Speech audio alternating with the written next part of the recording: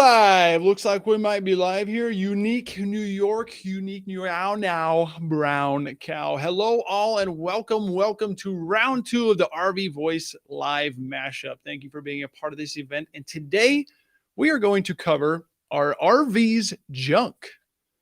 And our 3 main points are to focus on are 1, state of RVs right now. 2, are and were COVID campers a real thing?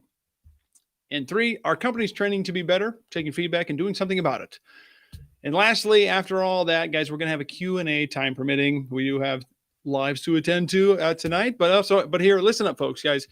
We want to hear and see what you guys have to think. And we know this could probably be a strong topic, and that's why we're talking about it. If you have strong opinions, please keep the language respectful and keep it PG, because we want you to be seen and heard.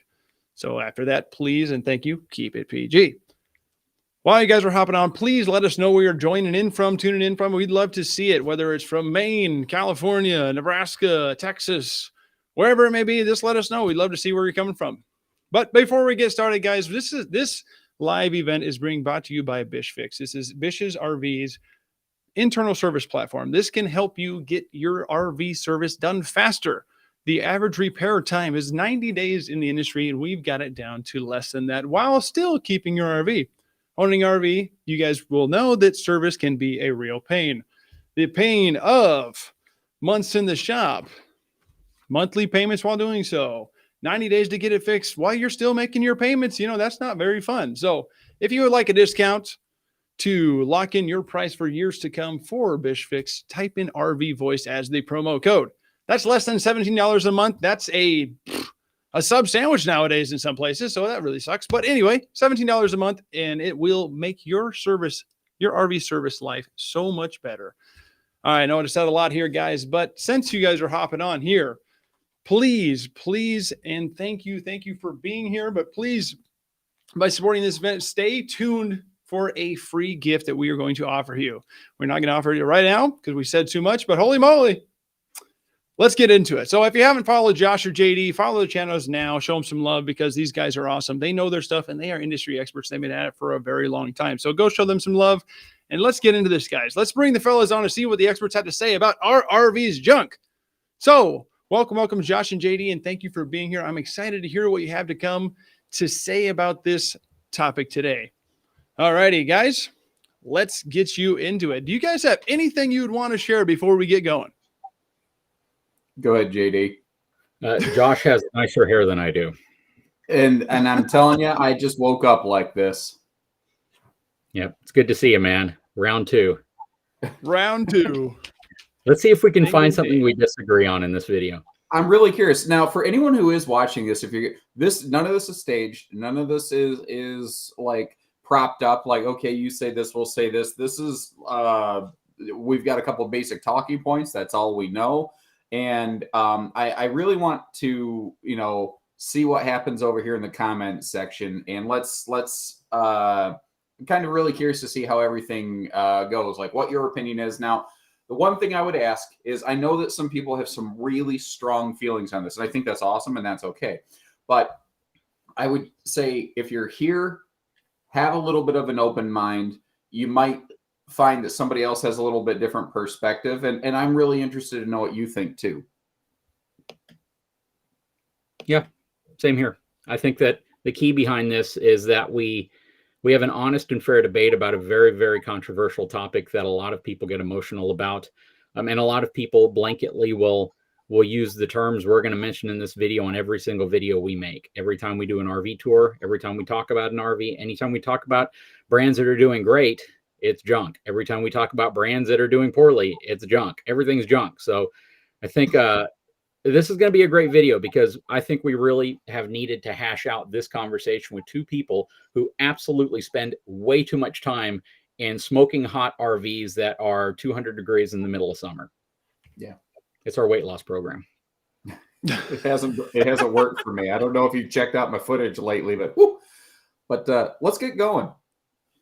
All righty, guys. Well, let's bring in the audience's thoughts right away. So, number one, what are the audience thinking, or what do they think about the state of RV quality right now? So, what's your opinion? The perception of RV quality has been a hot topic among RV owners, like you were saying, JD and Josh, and the enthusiasts and industry insiders. Social media reviews are filled with both praises and complaints. JD, let's start off with you. You have a large engaged audience, and what are you most commonly seeing with compliments or anything concerns from your followers about RV quality today?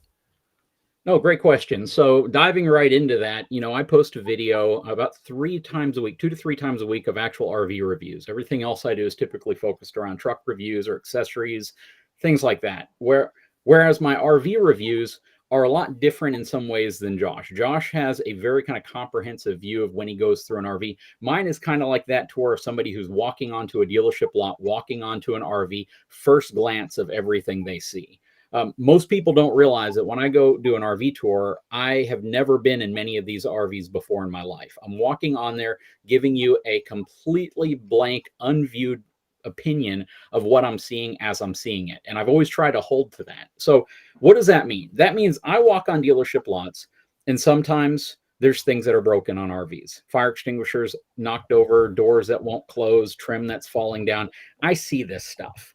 And in most cases, I realize that the RV I'm looking at this specific moment may not be the same condition as the exact same model number RV that you might go to another dealership and see. It may not have gone over the same horrible road conditions. It may not have experienced the same hell that the one I'm walking on specifically has gone through. So I do my best to try to make everything look very fair and neutral, because again, I could walk onto, let's say, an Alliance, and I could have a really, really bad experience. But then you walk onto the same floor plan at a dealership near you who may have PDI'd it, done extra work to make sure it was great, and it looks good. So I'm trying to deliver the most unbiased, the most neutral approach to reviewing an RV. And when I post it, the sense I get from my viewers, for the most part, are folks who just want to see what a floor plan looks like. They want to see what's new in this specific brand, what they're doing, what the colors look like, what the technology looks like, what's going on with it. But then there's a percentage of folks that will jump in and just call it junk. It's all junk. Everything is junk. It's going to fall apart. The worst investment you could ever make.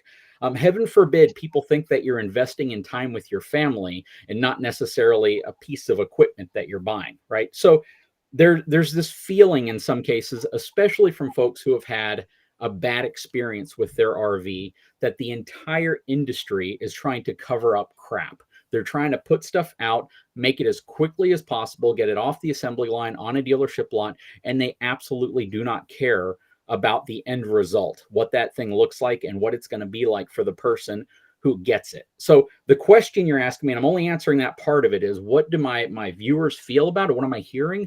I'm hearing that there are quality issues that need to be addressed. I'm hearing that all the way down the line, from the point the RV is manufactured to the point it hits an RV dealership lot, there needs to be an improvement in terms of overall quality. But then I also have other opinions that we'll discuss later on, but that's what I hear. Yeah, I mean, it seems to be the norm, that what I've been seeing in comments and all that. Josh, what do you have to I guess, add on to that, or differences you might know?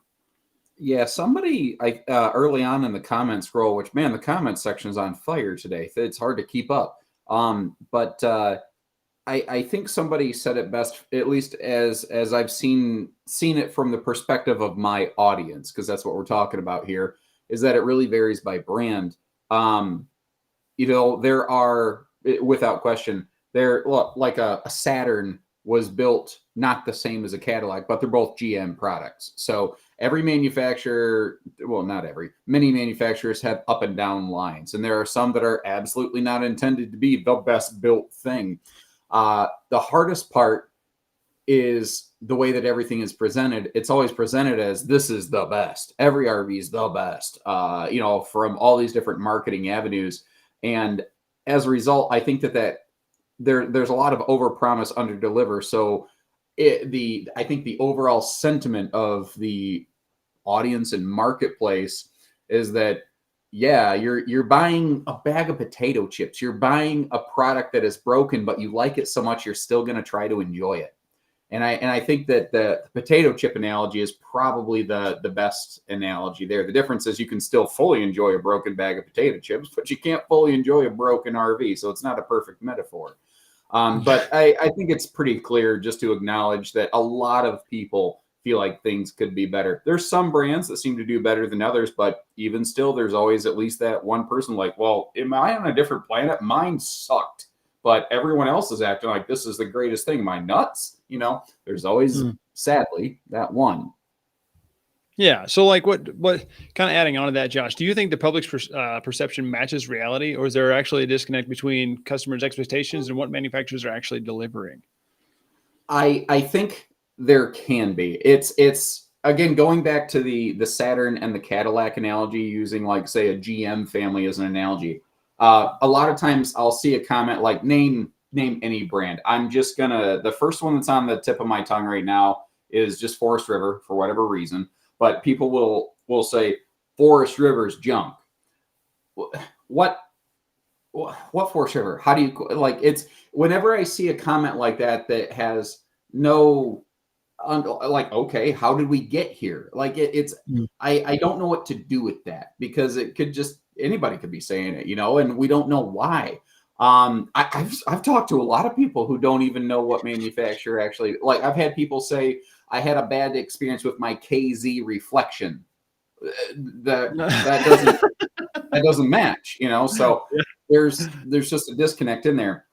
There are they're like the brand that I always go back to is like, if you look at like a Rockwood or a Riverstone, those are Forest River products, and they're generally viewed as very well, and they're some of the only products in this entire industry that have like repeat comeback buyer loyalty. That's a very rare thing in this business.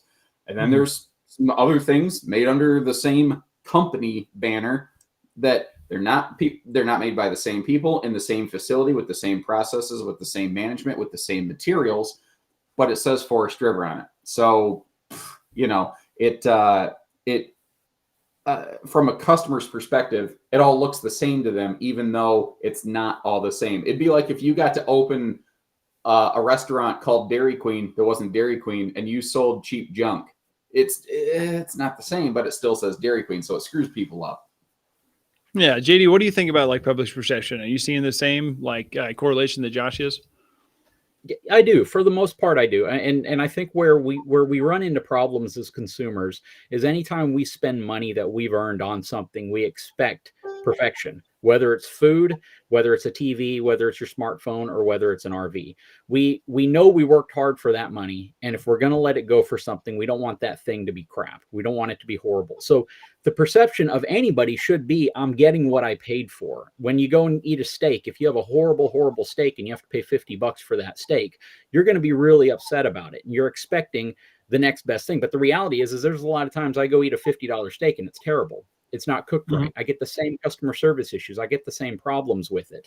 I think sometimes we've been bred to believe that when we pay for something, we're getting perfection, regardless of how it's made. The fact that hands have to put this thing together, it's not all robotic.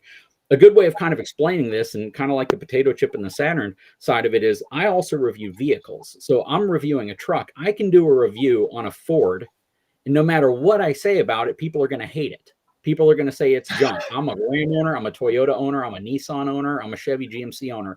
And they'll hate it and call it junk only because of the brand. But the reality is when you ask and you dig in, why don't you like that Ford? It's because their grandpa's grandpa had a Ford that broke down in 1953 and hated Ford ever since. And the lineage of that has permeated into the youth today, that it's a bad product because somebody in my family had one 50 years ago and it was horrible. Or you may have had a bad experience 30 years ago or 10 years ago or even 5 years ago, and you don't give that product another opportunity to redeem itself. We run into this all the time, and RVs are different. Because RVs, in my opinion, I don't want to give it a pass. I'm not going to say I give it a pass, but what I will do is anybody who's walked an RV manufacturing factory knows that there's very, very, very little automation, if any. And to be honest with you, I don't think I've ever seen any true automation in an RV factory. air guns that have to be dialed in. It's pieces of wood. It's pieces of Asdel. It's pieces of material that are all being hand assembled by a lot of people. And there is a lot of room for mistakes to happen. And they do happen. And I expect the manufacturer to step up and fix those mistakes when it happens and fix the process. And we all know that there's PDIs and things that take place to try to address those issues. But the reality of viewers is actually an accurate reality. If you believe RVs are junk, you're probably basing that off of something that either happened to you, something that's happened with your RV, something that you're personally experiencing, and you hate the entire industry because, like Josh said, you think it's Forest River, not realizing that every division under Forest River has their own general manager, their own PDI, their own process of ensuring the product they put out meets their criteria. I know that he mentioned a couple of them like Riverstone and Flagstaff and Rockwood, phenomenal brands, but I guarantee you there's probably a forum of folks who even complain about them, even though they're actually built really well. Another example would be Palomino Paws, an absolutely insanely well-built product. The price matches that, but the reality of it is it's built at a pace and at a degree that really is what people want. But if they had that, they'd never be able to afford getting into an RV, and they wouldn't have an RV to even shop for because they're built in such low quantity. Yeah. And there's like like you said, they're expecting perfect, right? There's always a comparison between like RVs and probably automotive or even RVs and residential, right? But if you put a residential home on wheels, I mean, there's going to be problems with it. It just is what it is.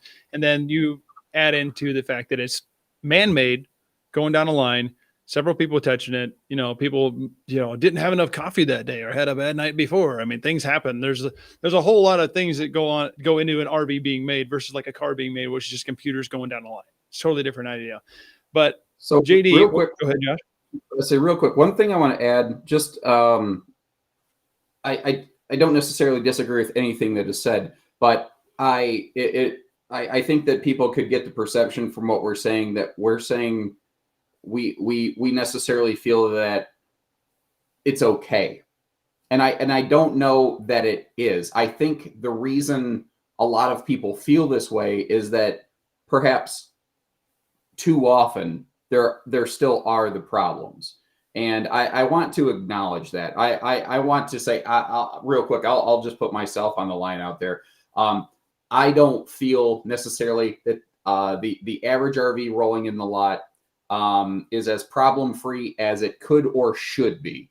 And I just want to acknowledge that part of the perspective real quick, because I don't know that everything is necessarily as bad as it's always painted, but I don't think it's as good as it necessarily should be. And I don't necessarily want the audience viewing this to think that everyone is condoning it's exactly how it should be. You should enjoy your broken bag of potato chips. I don't think the bag should be broken. I think you should understand what the bag is made of and what's in it so that you understand what the dollars represent, because that's the disconnect for me right there, is that expectations don't match reality too often. Yeah, and you have a really interesting perspective, Josh, and we'll come back to it. We'll hop to JD for this one. But JD, from your perspective, has RV quality improved, stayed the same, or gotten worse over the years since you've been the expert in the industry that you have been? And what examples or trends have you noticed to support that view? So this is an interesting one for me, because if I go back, since I've been doing YouTube for 8 years, and I look at even 8 years ago, which is pre-COVID, and I look at one of the first towable RVs that we had, I'm going to be honest with you, I don't think anything has gone down. Now, if I jump back 15, 20 years, which I can't do because I wasn't doing this then, but even then, when I look at the products that came out 15, 20 years, I don't see any crazy improvements of products back then versus today. Let me give you an example. When we bought our Forest River Vibe travel trailer, which was our first towable travel trailer, it had Luan walls on the inside and outside. It was an Asdel. It had no underbelly protection to it. It had one air conditioning unit.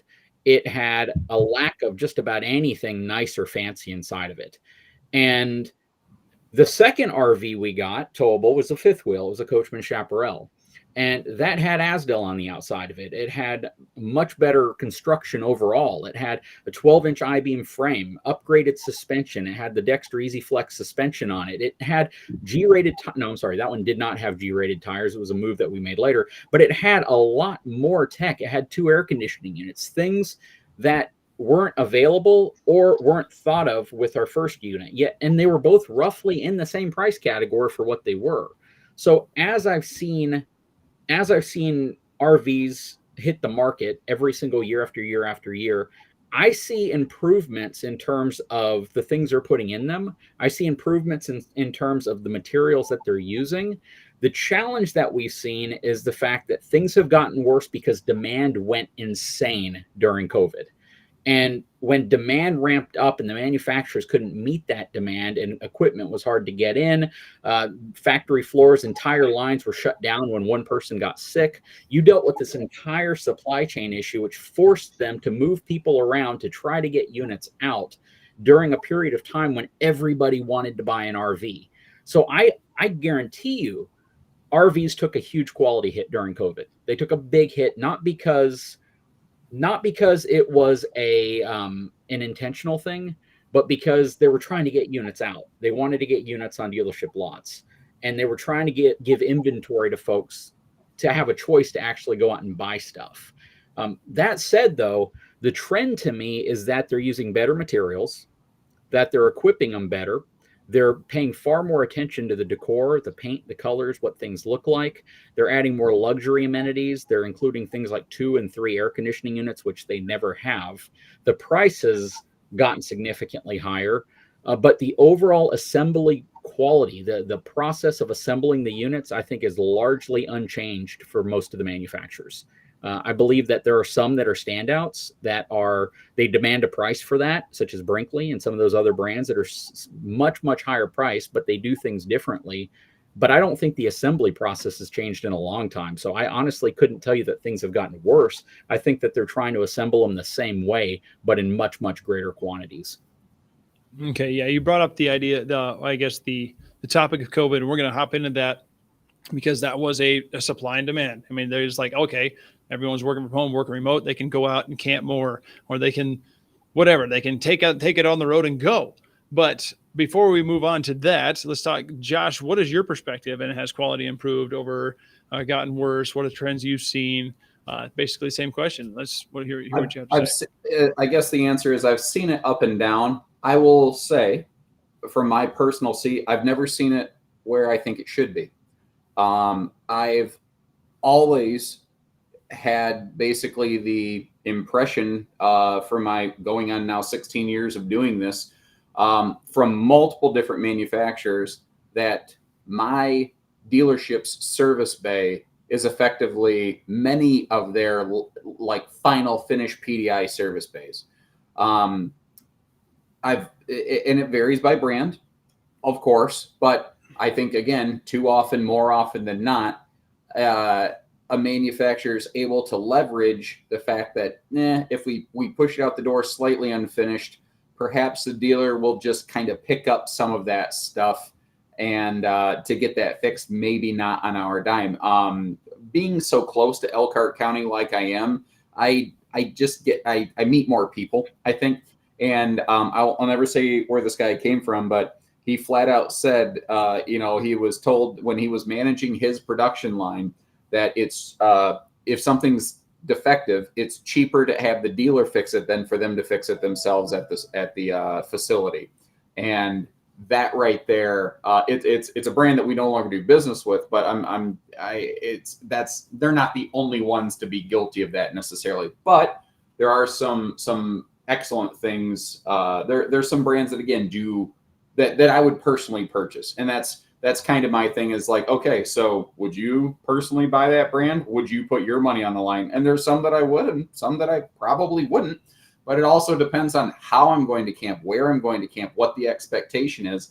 And again, I go back to that. There's this massive problem and disconnect that people are led to believe this stupid dream of how you can use all of these things infinitely with zero problems, and many of them are absolutely not made for that. But that's a whole different rabbit hole to go down. Well, Josh, I know we spoke before. I mean, we've been colleagues for a little while, but I had one thing. I'm not going to put you on the spot here, but you did say one time to me, it's like, RVs are built to do, and they're intended to do a job. And there's typically that job is like, well, they're not all of them are meant to be lived in 365, right? They're meant to be like that weekend warrior thing. Would you expand on that, or are you comfortable with expanding on that? Yeah, no, absolutely. And I kind of talked about that in my frame flex video. That's one of the things where I feel like the industry as a whole has had borderline predatory marketing. And there's a lot of things, like there's a lot of these really cute close words like warranty for full-time RVing. Like you just said, some of them are not rated to be lived in 365. None of them are. None of them have a full-time living warranty or designation. Some of them have a full-time RVing warranty or designation, which may or may not even have a definition. It could have absolutely zero definition. Each RV is made for a specific purpose. It's made with this RV is engineered with an expectation of maybe it's only intended to be used 2 weekends a year. That is the expectation of some brands, but they are sold to people as though, yeah, no, you can live in this full time. And to say that you're even burning your candle at both ends that way, you're breaking it in half and throwing the thing in a fireplace. But I have this suspicion that information is understood in the engineering room, and then it gets left on the cutting room floor once it goes through the marketing filter. Because if we tell people the reality of it, they may not be inclined to spend their money, and it ends up, again, just never being shared to a customer. And that information, like even as someone who's done this as long as I have, I really can't tell you, because it's never going to be disclosed to me, what brands are built with an expectation of how much use or how many miles. That information is never shared with anybody anywhere. But the rhetoric is pushed to the dealership level, which is then pushed down to the customer level. And the expectation is up here, even though the usage expectation, the design expectation is down here, Yeah, I'd love to kind of chime in on this as well. As someone who started off as a weekend warrior and is still a weekend warrior, not a full-timer, never claimed to be. But the reality of it is when I did research and found out that RVs are typically used, I'm not saying they're designed to be used this way, but they're typically used 2 to 4 times a year by a family. Which means if you're a full-timer and you're traveling all across the country, I see so many of these vlogs from YouTube personalities that, okay, we're going to be here next week. Then the next week we'll be here. Follow us as we travel here. Follow us as we travel here. They're filling in every state on the map on the side of their RV. And before you know it, they have 25, 30,000 miles on an RV in 1 year. And things will start to break. And they most of the time will go over things as they break, things that happen. The reality, though, is if an RV, from an RV manufacturing perspective, is designed to be used, let's just say 4 to 6 times a year, as the average RVer uses it about that often, what happens when you use it 12 to 24 times a year, or 24 to 36 times a year? What happens when you put well over 10,000 miles on it? The reality is you're subjecting it to much more use than a manufacturer may have assumed that you're going to use it, because 90% of folks who RV only use their RV 2 to 4 times a year. So the warranty claims, the issues are happening to mainly folks who use their RV beyond that, folks who spend a lot more time in it, folks who may full-time in it, folks who may keep it out at a piece of property and use it as a recreational home on the weekends or a getaway cabin. We're seeing a lot more destination style RVs appear now because they're trying to capture that affordable home market and try to get you into one of those versus perhaps a tiny home or a mobile home or something else. And when you see an RV lifestyle and you see, man, I walk through this thing is absolutely gorgeous. Look at what it is. Most consumers, I'm not saying the folks that follow our channels. If you follow our channels, you're probably a bit more informed because we're constantly putting this in front of you. But most consumers who walk an RV dealership lot only care about what the interior looks like. They only care about that sofa, how big the TV is. Does it have a fireplace? Look at the colors. Does it have marble countertops? Does it have really nice linoleum floors? They don't even pay attention to the Asdel sticker on the side. They don't pay attention to the G-rated tires. They don't pay attention to the suspension. So some manufacturers take all that stuff out because they don't think it even matters when it comes to selling an RV. They're not contenting it with stuff that makes it last longer on the road. They're putting stuff on the inside that a lot of people care about. Now, here's the thing. Somebody made a comment a little earlier, lipstick on a pig. But the reality behind this is if you're looking for that lipstick, then you're going to pick that pig. And if you're not educating yourself on the things that you need to look for that will make an RV last longer on the road, you're doing yourself a huge disservice, because there are brands and manufacturers out there who may say, instead of putting $10,000 into the interior of this RV by giving you a 65-inch TV and giving you all this fancy stuff, we're putting most of that money into the structure. We're putting more of that money into the suspension. Rockwood Flagstaff, great example of that. Torsion suspension, doing really, really good things. Look at the door, and you'll see all the things that they do to their RV that a lot of other manufacturers don't do. And if you don't care because all you care about is a super nice interior, that's what you're directing your money towards. You're paying for that super fancy interior, and you might actually be paying less for a fancier interior, which means that there's stuff on the outside that's just completely being omitted. So whenever I do my reviews, I focus heavily on what type of suspension does it have? What type of tires does it have? What type of sidewall construction does it have? What does the frame look like? I look at this stuff because those are choices that an RV manufacturer can make to give you a product that might be better built, that might work a little better, might last you a little longer. And if you're not looking for that stuff, I feel you're doing yourself a huge value disservice. You're basically saying, I care more about the looks than anything else. And you're buying lipstick on a pig versus just getting a really, really good looking built functional RV. I don't necessarily disagree, but I do think that dealerships need to accept some responsibility for their part in the equation too. It always reminds me of the Spider-Man meme where there's the three Spider-Mans pointing at each other. One's customers, one dealers, one's manufacturers. And it seems like a lot of times dealers want to kind of step back and go, hey, the manufacturer did it. Sorry. But dealerships as a whole, us, everybody as a whole, customers come to us and they're asking those questions. You know, how is this built? What is this? And I think all too often the average dealership as a whole in the nation doesn't fulfill that fiduciary responsibility to properly educate their customer because maybe they won't buy it. You know, using the auto industry kind of as a reference, like we take seatbelts for granted, but man, the auto industry lobbied hard against them. They didn't want people to think that cars were dangerous. That could hurt sales. It's a different scenario, but it's the same reaction that you see persisting through the industry. And again, I don't agree with it. I understand how it's there. I try to do my part to help people navigate that water better, but it's dicey water sometimes, man. You know, like someone said over here in the comments when I was talking about full-time RV, they said, well, they shouldn't advertise them as full-time living. The manufacturers don't, but they use the words to make you think they do. And like JD was talking about influencer partnerships, a lot of times RV manufacturers won't directly say, yes, you can go in this and you can tow it every weekend and you can use it 12 months a year. But there are a lot of factory sponsorships of third-party influencers. So effectively, they're indirectly sponsoring that illusion of a dream that this thing can be used all you want. And again, it's, I think, very much on the laps of dealers to try to be better than that. Well, yeah. I mean, there's a lot more we can go into this. And yes, the manufacturers do have some issues and the dealers take some issues. And then obviously they pass on to the customer.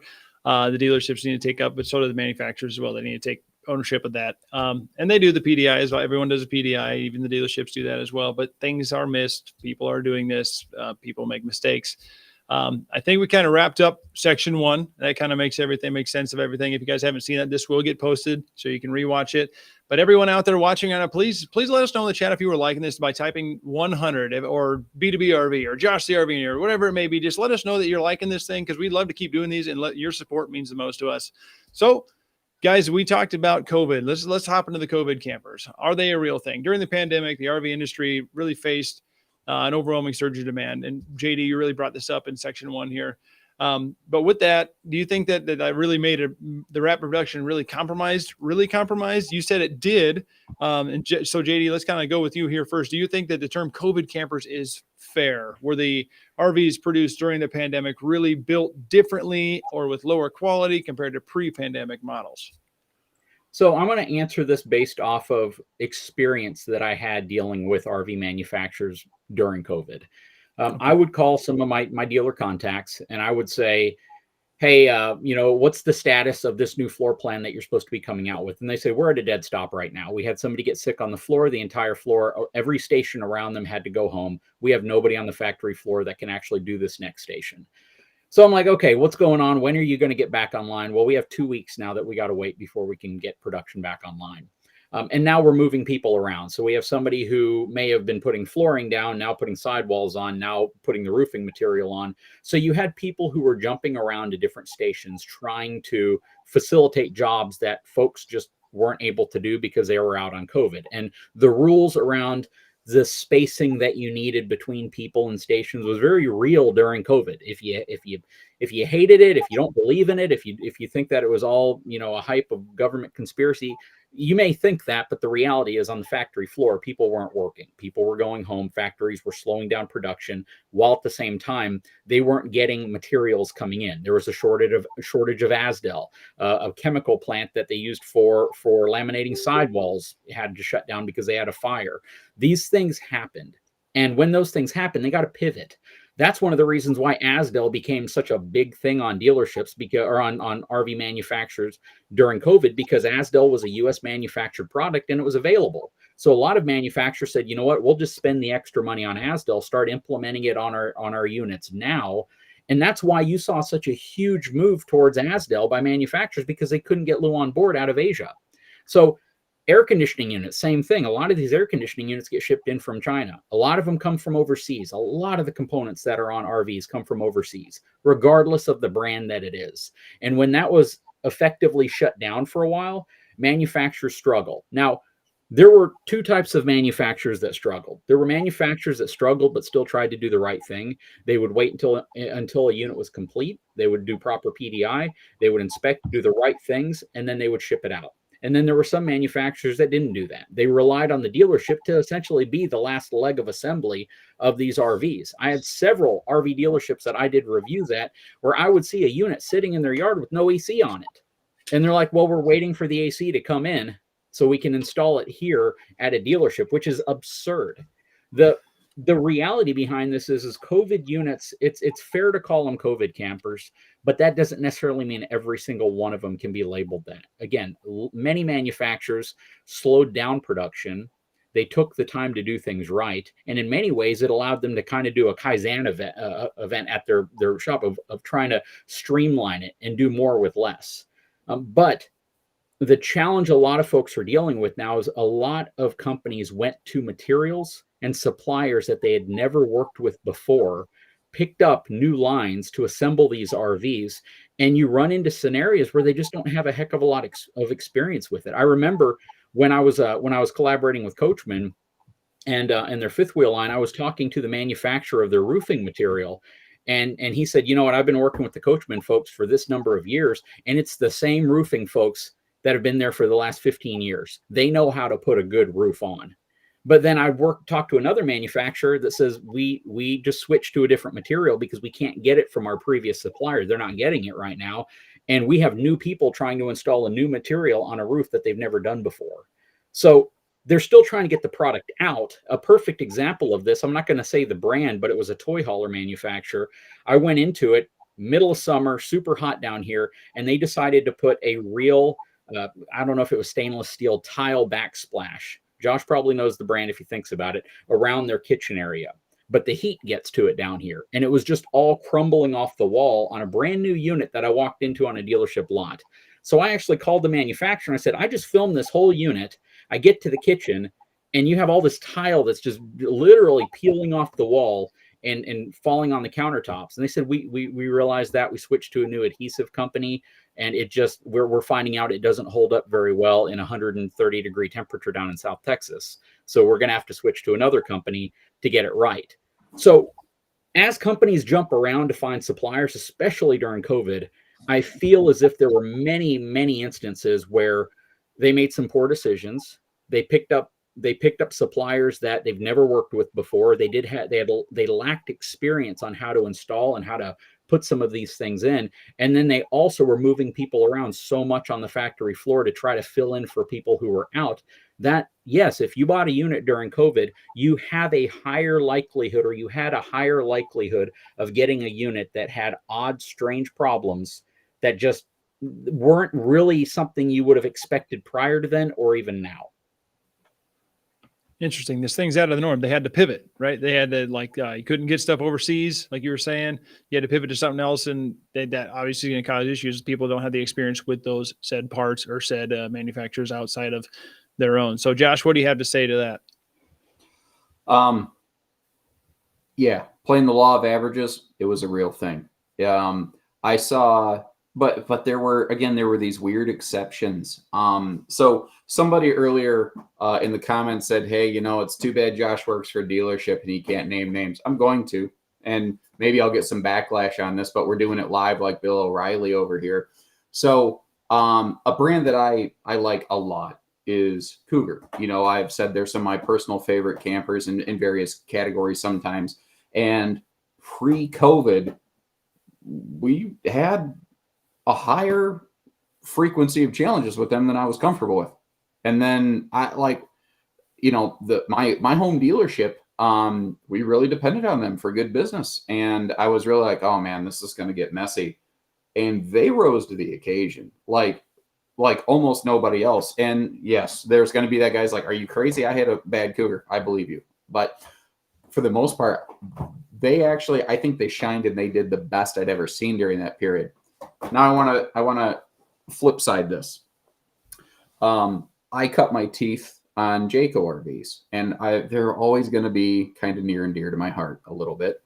And Jay Feather, White Hawk, they were gold level DSI award winners year after year, just like asleep at the wheel. They were on average doing a better job than most brands. And a thing happened, like this insane calamity of errors happened. Kind of like GD was saying, there's just this it just got so messy.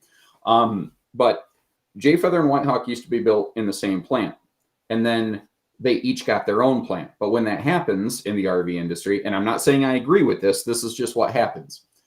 You take half the people from plant A and you put them over in plant B, and then you backfill the rest of the positions. And the problem is 50% of your staff is not extremely experienced, and that shows. And during that COVID period, when manufacturers would run into supply shortages and they'd shut down 2 or 3 days, your factory staff is not getting paid when they're not working. Well, these are people who, they're like, dude, I got to have a job. I got to have a paycheck. So I guess I got to quit here and I got to go find a different manufacturer to work at for a couple weeks or something like that. And as a result, the turnover rate in some of these factories were high. And I have so much respect for brands, again, like Jay Feather, White Hawk. And during that period, there was definitely a higher number of those with challenges than normal, than I had ever really seen before. It has significantly improved since for some of the brands, and some of the brands that were doing well have since slipped. Your entire Jayco family of RVs was just, once again, across the board, they got the gold level DSI award. So they have put in the work, they've done the things, and they have gotten better. But there were some brands that were, who was it?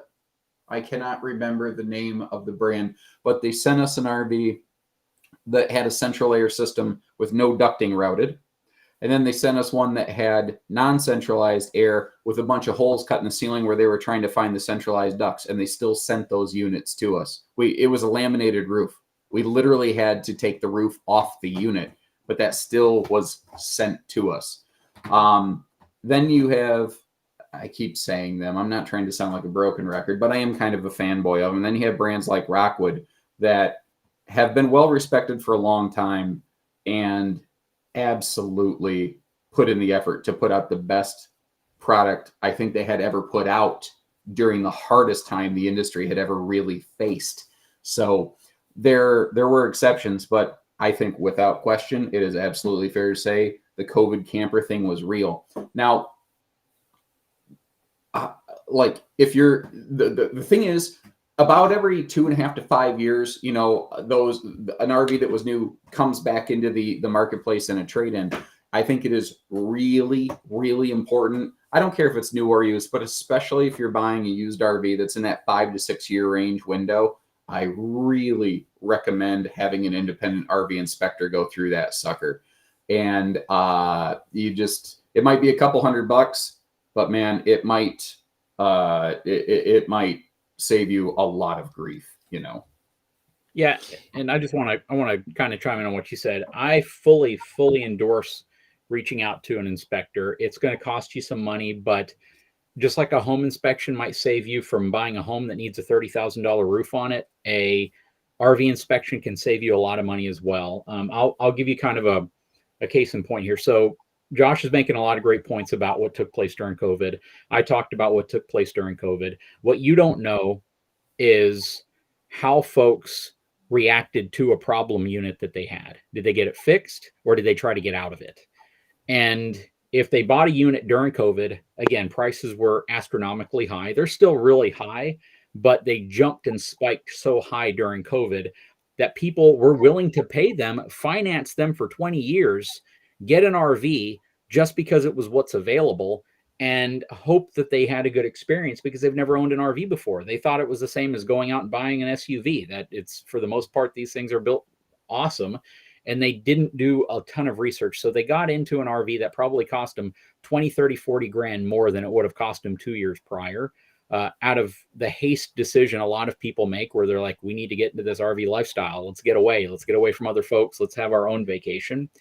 And they realized a couple things. One, it's a little bit more difficult than they thought. The process of towing, the process of unhitching, the process of hooking up your black tanks, your gray tank, getting everything set up, getting your water, and then leveling your RV. And then they're like, well, this is cool, but now they're having some problems. Now the financial aspect comes in, and they're like, we're not using this the way we thought, or we can't afford it anymore. So they get out of it. In the past, 10 years ago, when you bought a used RV, there was a romance period there where you were like, man, this is cool. Look what all these crazy cool things that the previous owner did. They put all these cool accessories on here. They fixed every possible problem that this thing had, and I am buying a unit that's better than new. But that's not necessarily the case when you buy a unit that was sold to someone during COVID.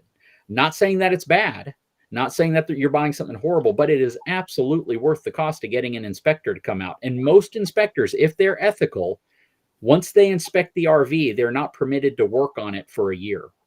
So a lot of inspection companies are that way. And that's just kind of an ethical thing to make sure that they're not just telling you, they're not the HVAC company who says, hey, your condenser's broken or your relay's broken.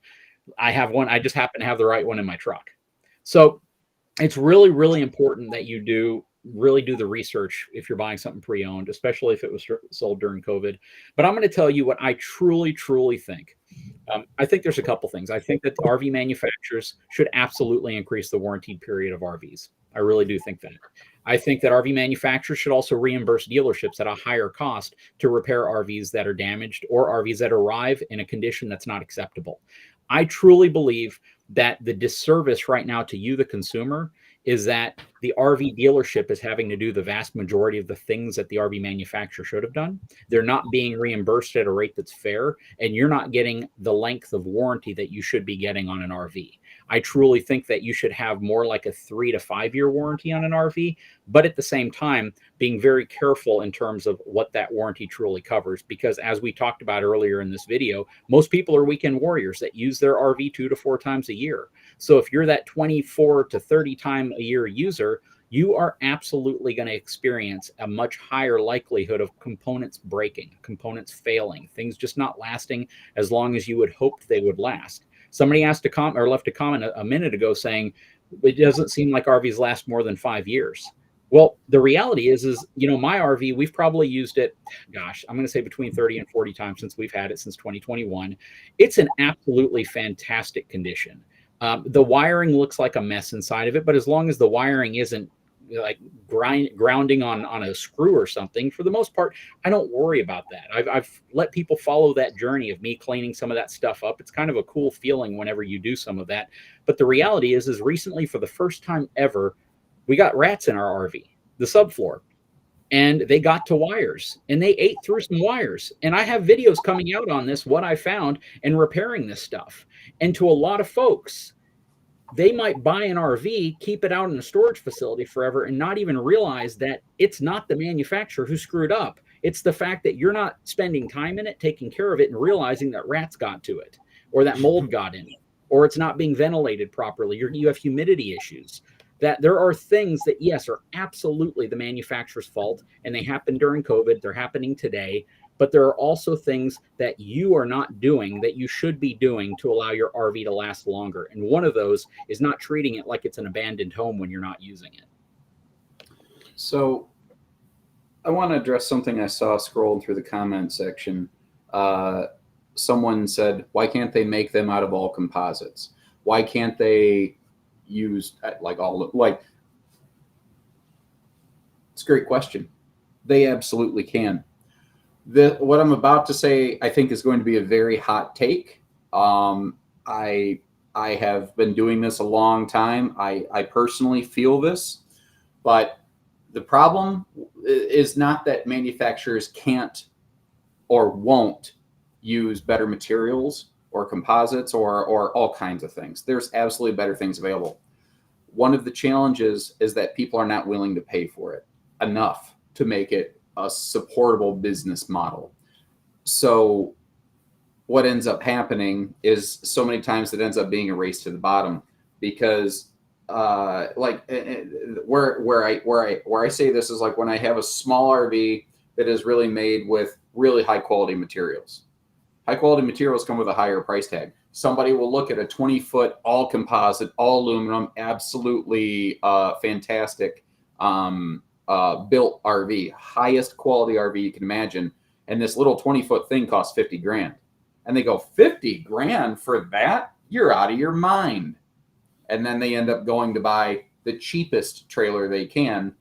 And the problem is they still have a $50,000 expectation for their new $12,995 budget camper. And it's just like within the industry, people will say it doesn't matter if it's new or used. It's new to the customer, and they still have the same new RV expectations.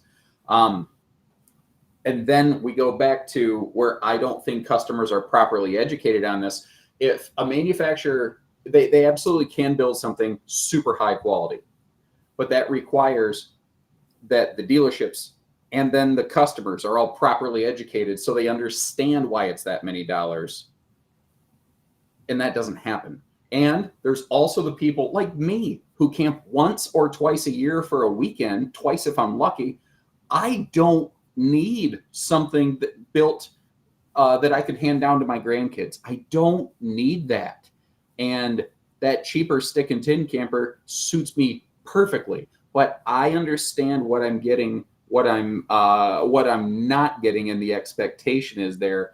But the problem is there's a disconnect between what this RV is intended for and how it is presented to the customer and how it sets their expectations. And that is that's a harder problem to solve because it requires everybody to get together, and it only takes one person who goes, yeah, but if I'm a little shifty about this, I could make some quick money real fast. And then it ends up being that race to the bottom. Build the cheapest thing as cheaply as you can and try to get as much money as you can for it.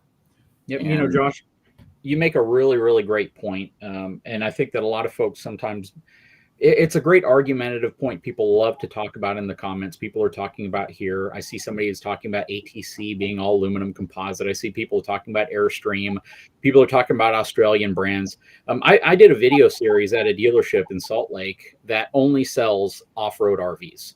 They sell several brands like Patriot, which comes out of Australia, Brunner, brands like that. And what I found out very quickly was a 13-foot Patriot was $70,000. And it was a soft-walled unit, and it didn't have a bathroom in it. If you want to talk about some of the best built RVs in North America, there are brands that are making some absolutely insanely built RVs in America. I'm going to say the most emerging brand that you've seen from a mainstream manufacturer like Forest River, to me, would be like the Palomino Pause. All composite, right? There's no wood in it at all if you get the main one, but you're paying $130,000 for a 25-foot travel trailer. And they're selling. But I can guarantee you, if the dealership near you, and I'm talking to the people watching this video, only had $100,000 to $200,000 RVs, that dealership might go out of business. So this is what I'm trying to explain, is that $20,000 RV that's sticking tin that people are going to scoff at and say needs to be built better, it's junk and all that, that RV provides the amenities, the space, and the living accommodations at a price point people can actually afford. The minute you start spiking in all these insanely awesome features like composite sidewalls and no wood and things that you see in these high-end units, you can't afford them anymore. Brinkley is a brand that's constantly brought up as well. Brinkley is a fantastic product. I love the Brinkley product, but the reality is it's cost prohibitive for 90% of folks looking for fifth wheels, and they know it. When I talk to the folks at Brinkley, they're like, we know we're a heavy unit and we know we're an expensive unit. Not everyone can afford it. The vast majority of folks, and Josh, keep me honest here because you sell these things, but the vast majority of folks looking for a fifth wheel are typically these days looking in the $65,000 to $80,000 price point.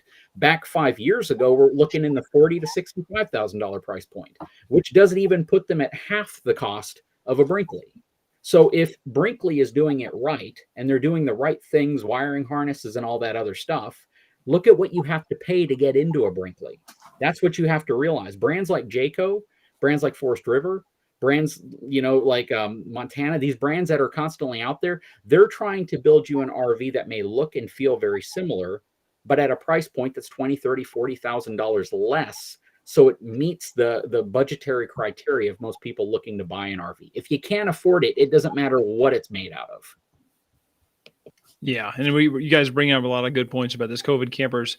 JD, you brought up the point, there's parts bringing over because in 2020 we couldn't use those parts, so we had to shift that. So we had to shift to a different manufacturer for parts, and that caused another issue because we didn't have that, couldn't get that stuff in, and they weren't experienced with that.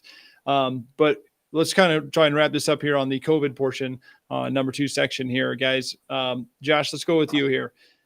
Are you seeing like major long-term effects here? Has things gotten better? Have manufacturers addressed those things? Do you think that manufacturers are learning lessons for the future of making RVs? And yeah, I mean, are you seeing a difference or a ripple effect at all?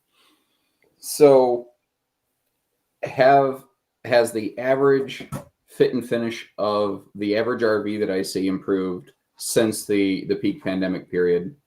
Yes.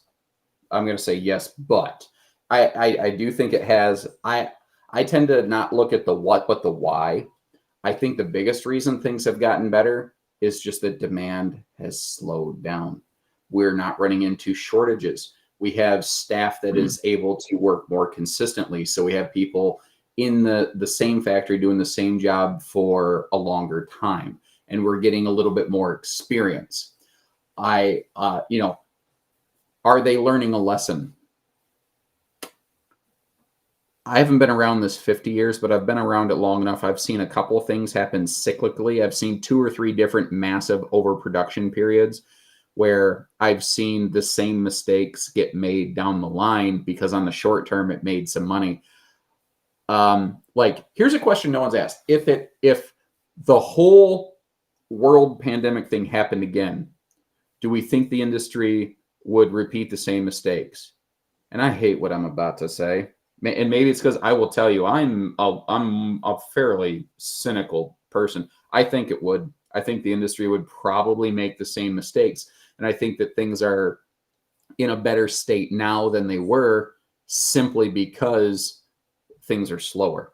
Now, I've been really, as I've been putting out these like, hey, we're going to do a live stream. Everybody tune into this as I've been hyping this event up.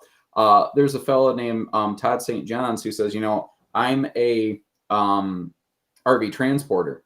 And one of the things I've noticed is that over the past 4 years or something like that, when an RV delivery driver shows up to a dealership, there's a thing, a DAF, a dealer acceptance form, where we go through and we find all the things that we can and we write them down. And he said that some of these places, they were filling up the form and flipping over the back and writing on the back and having to photocopy that. And he says, and it's getting shorter and shorter to the point that they don't fill a full paragraph anymore. And I have seen that. I have seen things be better, not perfect, not to the level that I think they necessarily should be, but I do think things are better. But I don't think they're better for the right reason. I think on average, they're better because it got slower, not because we as the industry got better at doing it. I don't love that. I hate that answer. That really, you can hear it. I'm not happy with that, but that is my personal feeling. JD, what do you have to add on that? I feel the same way. Things have slowed down. Things are getting better for a couple of reasons. They're getting better because there's more vocal folks who have RVs experiencing problems and taking to social media, getting on forums. And to be honest with you guys, I know that people mention like HBRV and some of these other YouTube channels. I watch a lot of these channels. They're great channels.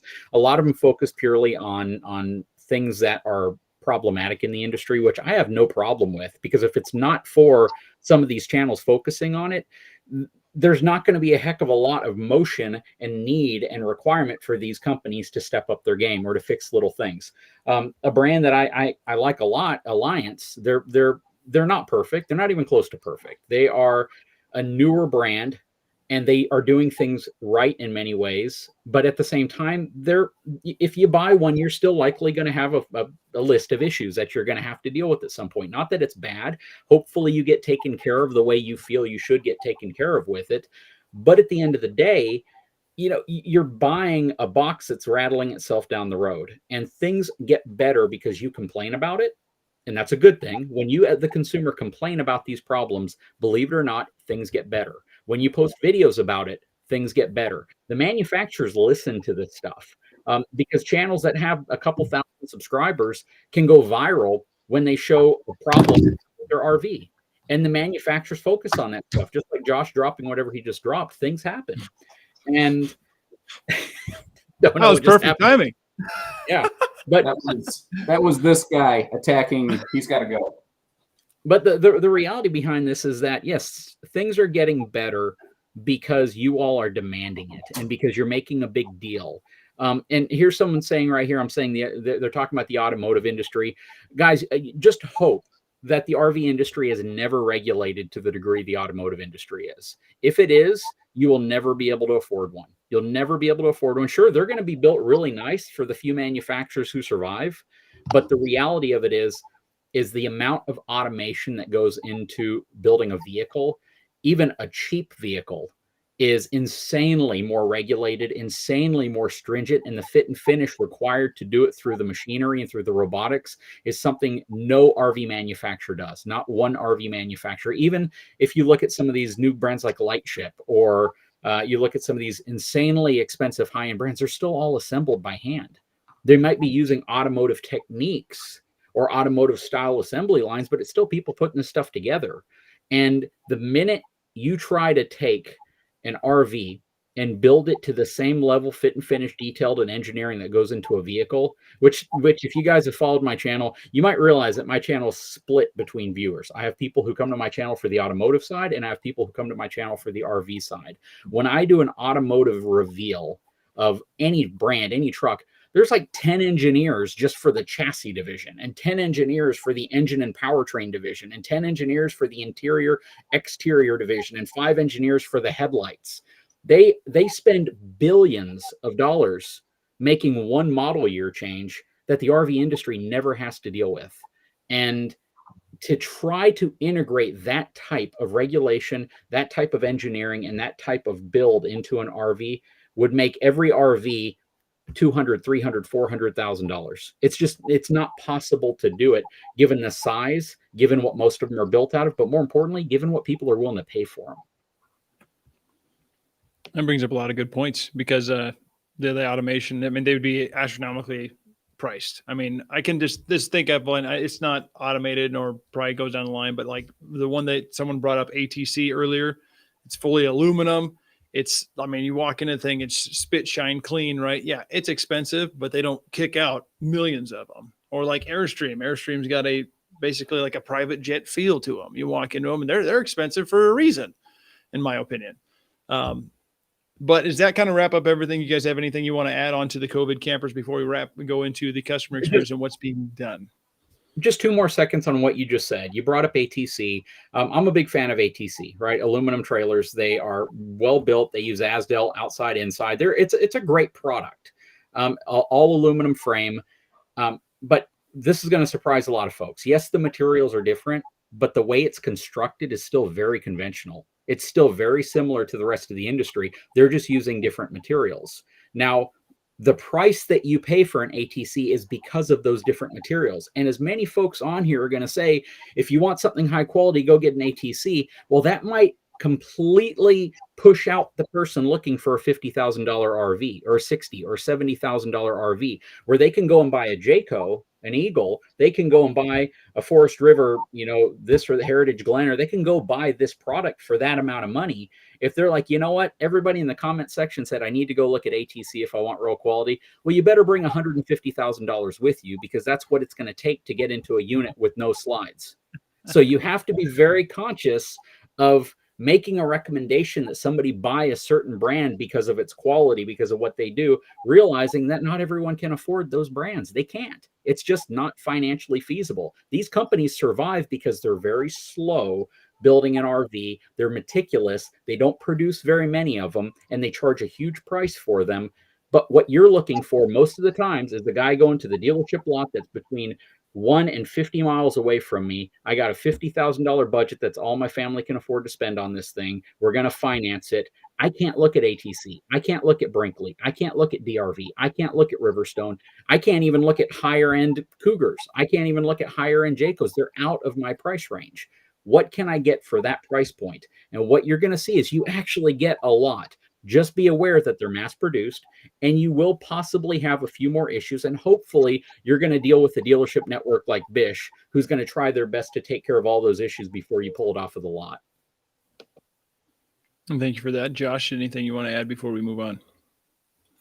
I think we're cooked. We're cooked on that one. Yeah. All righty, guys. Real quick before we kind of move into the last section here. I mentioned a free gift earlier, and well, here it is. We want you to be notified every time that we do a live stream here at Bish's, and we have a newsletter called The Route, whatever you want to say. If you sign up for it just for being part of this live event today, we're going to also send you a free copy of our ebook called RV Dealer Secrets, this service edition. This ebook contains 30 of the most common DIY fixes for your RV that will help you save money with your RV. So that link will be dropped in the description here shortly, and you can guys do that because you can save time and money doing that. So section number 3, everybody, we're going to talk about the customer experience and anything being done to change the customer experience from what we talked about so far. So a common thread of the discussion about RV quality is the customer experience, but both by the purchase and after sales support. So many feel that there is I guess this is where the industry can improve the most. So let's start with JD. JD, are manufacturers and dealerships doing something to address the concerns about build quality and service? And what improvements have you seen, if any? Now, that's a hard question to answer because we could literally go through every manufacturer independently And the answer would be different. There are some manufacturers that just stake their claim on doing it the way they've always been doing it, and they're never going to change. A lot of your stick and tin manufacturers do that. They're building it the same way they've always been building it, but they're trying to spice things up by giving you a little bit nicer, more contemporary interior. Contemporary is kind of in right now. Having contrasting tones on the inside, light with dark mix, is in right now. You're seeing a lot of folks put more attention into their kitchens and their appliances. But you go to another manufacturer, and another manufacturer is stepping their game up completely. They're saying, you know what, we want to be known for building the best RV, so we're switching to this, that, and the other. I know a couple manufacturers, I'm not going to give them away, that are actually switching to wiring harnesses as well. So that's going to be kind of a cool thing. You're seeing a lot of manufacturers now putting Asdel on the outside and the inside. They're trying to do things that give you a better overall experience. What I've seen from a dealership perspective, though, is that unfortunately, dealerships are still having to pick up the slack. That's what it comes down to. Just like Josh mentioned, the RV gets here. So just so folks know, there's traditionally 3 PDIs before you buy your RV. And then to call a factory PDI a PDI is not really being completely honest. A factory PDI means they'll pull a unit out of every so-and-so numbers of units. They'll send it to a PDI facility.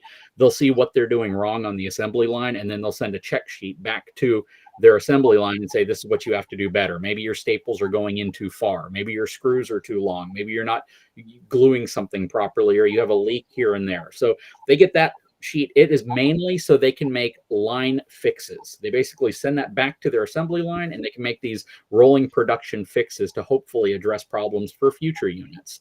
Then you have another PDI, and there's these little baby PDIs that take place. The guy picks up the RV, the hotshot driver, the transport company picks up the RV. Sometimes they'll do a walk around. Sometimes they'll look inside of it. Sometimes they'll look at a few things before they hit the road. That may or may not happen. And then when they get where they're going, whatever route it took to get there, there could be another PDI where they just go on just to go through a check sheet, just like Josh said. They're going to walk through it just to see what the heck happened to this thing in transit. Are there any major problems? And then the final PDI happens oftentimes when you buy the RV. You go to the dealership, they're going to take it to the back, they're going to wash it off, they're going to vacuum it out, they're going to clean the counters, they're going to make it look pretty for you before it leaves.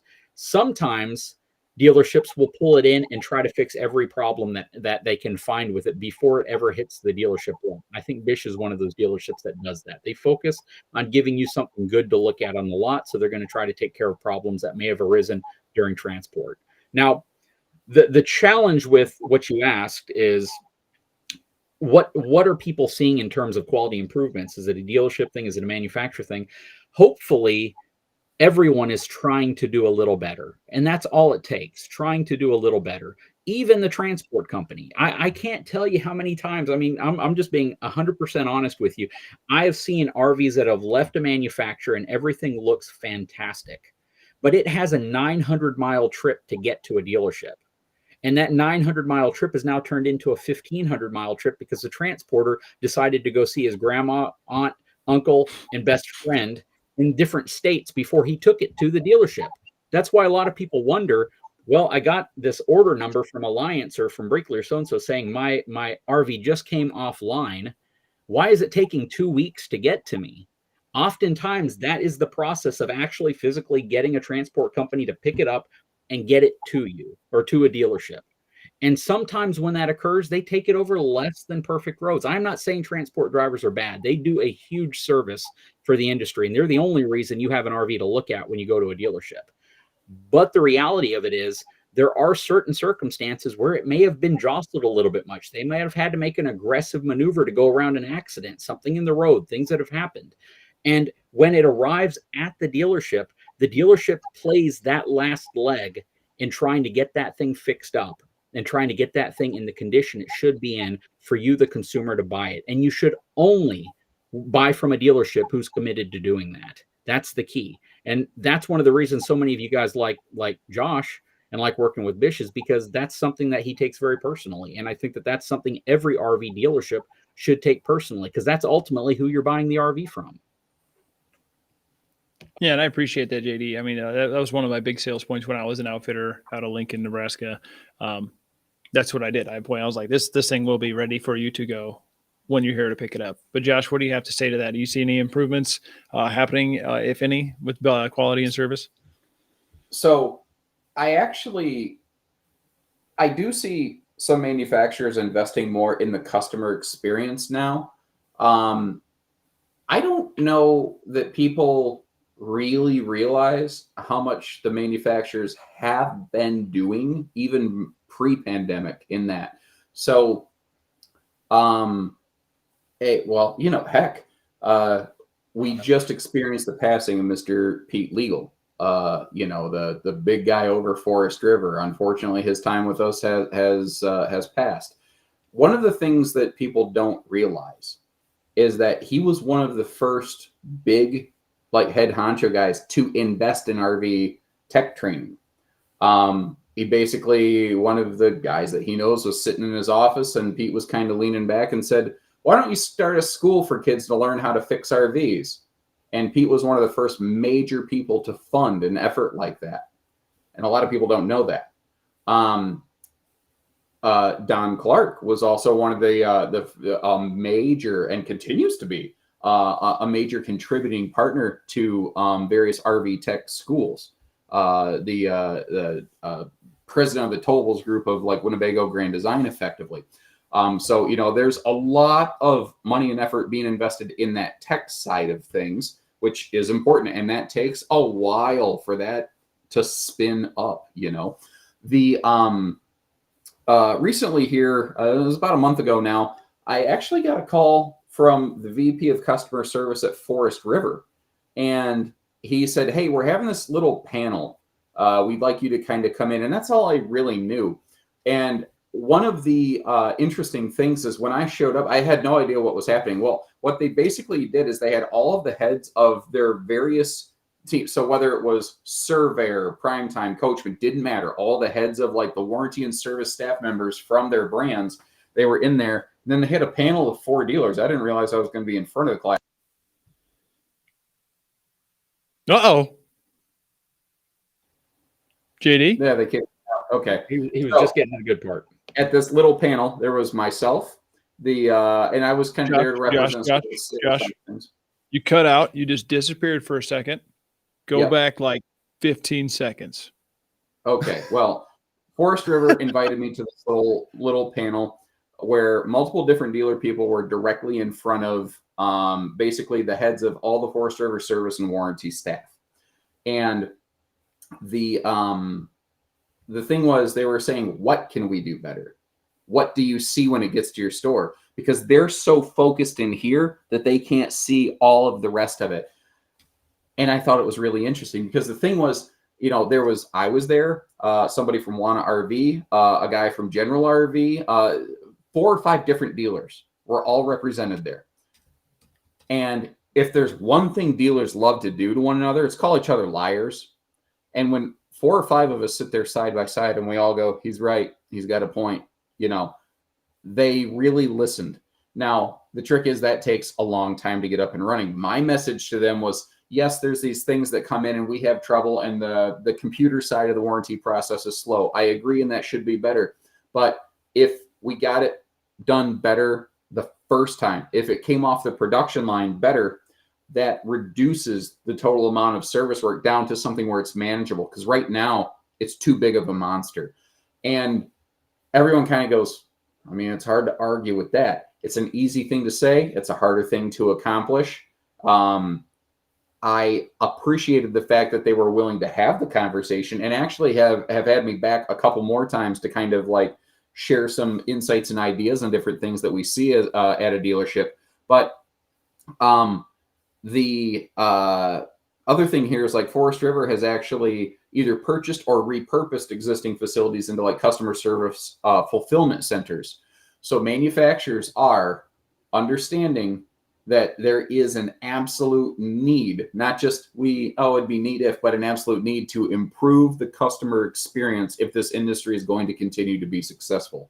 It takes a while to get that built back up, but they're aware of it, and I hope that those efforts continue, because it's a big expenditure up front. But I feel like that's like planting a seed in the ground. That's something that will come back and pay you tenfold if you do it right. You take care of the customer's going to take care of you. It's just that easy to me. Yeah, and adding on to That's that, absolutely Josh. spot on. Okay, you got anything to add on that, JD? No, I was just going to say he's spot on, and I think that that's ultimately the goal, is getting awareness to manufacturers that that's one thing that we do, and I think that we do really well. Is, you know, we went to we went to dinner the other day with the folks at Alliance, and they wanted to hear what our viewers thought of their units. They actually care. And I'm not saying Alliance is the only one. There's other manufacturers that you sit down with them, they want to hear what people say about their units. They truly do. The good, the bad, the ugly, whether they implement the fixes, whether they implement the changes, whether they do any of that stuff is outside of our control. All we can do is help notify them of what we're being told. But at the end of the day, if they just take care of their customers, if they just take care of their dealers, if they just step up and stop making it so difficult to get things resolved, I really feel as if those manufacturers who do that will excel above the rest. And the first one who does that with an affordably priced RV will excel above the rest. That's the challenge that I think we run into. And some of them do that. Believe it or not, as many people complain about something breaking in their RV, oftentimes they complain before they look for a resolution. And there are so many folks who, when they found a number to call and they called whatever manufacturer they bought their, or whatever manufacturer built their RV, the manufacturer's like, we'll send you the part. Yeah, we'll take care of you. I know that a lot of people associate that level of service with brands like Alliance and Brinkley and Riverstone and some of these higher end brands that you pay a lot of money for. But the reality is nobody wants to have a bad rap for having a unit that's giving people problem. Nobody wants that. That benefits nobody. So they all, I believe, want you all to be happy. But at the same time, though, I think the challenge oftentimes is we all have knee-jerk reactions. There's a certain YouTube channel that certainly has had a lot of knee-jerk reactions when at the end of the day, they're actually getting taken care of. And give manufacturers a chance, I think, is one piece of it. Know what you're buying. Know how much you're paying. I think that's another piece of it. Know what you're getting for that. But then at the end of the day, just do your research, do your homework, and understand what you need to be able to do to own an RV. Because you got to be a little handy in order to have a good time in an RV, really. Correct. And I'm then gonna hold on. I'm going to scan this QR code because I want the free whatever you were talking about there. There you go. We get the DIY at 30 things you can fix by yourself in that ebook. Save you time and money. With You your are drastically overestimating my ability to fix anything other than dinner. 50%, maybe 50% of that. 15 of them, maybe you can do DIY. Sorry, I have a squirrel moment. Yeah, there it is again here. So we've covered a lot about warranty. We can touch more about warranty with you guys here real shortly. But customer service, there are companies that are trying. Alliance is one of them. You said they can ship stuff right to you. Maybe if you're a full timer, they'll ship it right to you. I've heard stories of Alliance shipping directly to your campsite, basically getting it to you some way, somehow. Don't know how, but they do. I've heard the same with Brinkley as well, doing very well. You can call Brinkley's customer service and you can talk to those guys. But you guys talk about it quite a bit in your channels. Have you seen meaningful change? Like you're saying, JD, that you're getting Alliance asked you about everyone saying, what are they saying on your comments, on your videos and stuff like that. But have you seen any of the companies actually taking action on these comments or what they're hearing back, all the feedback?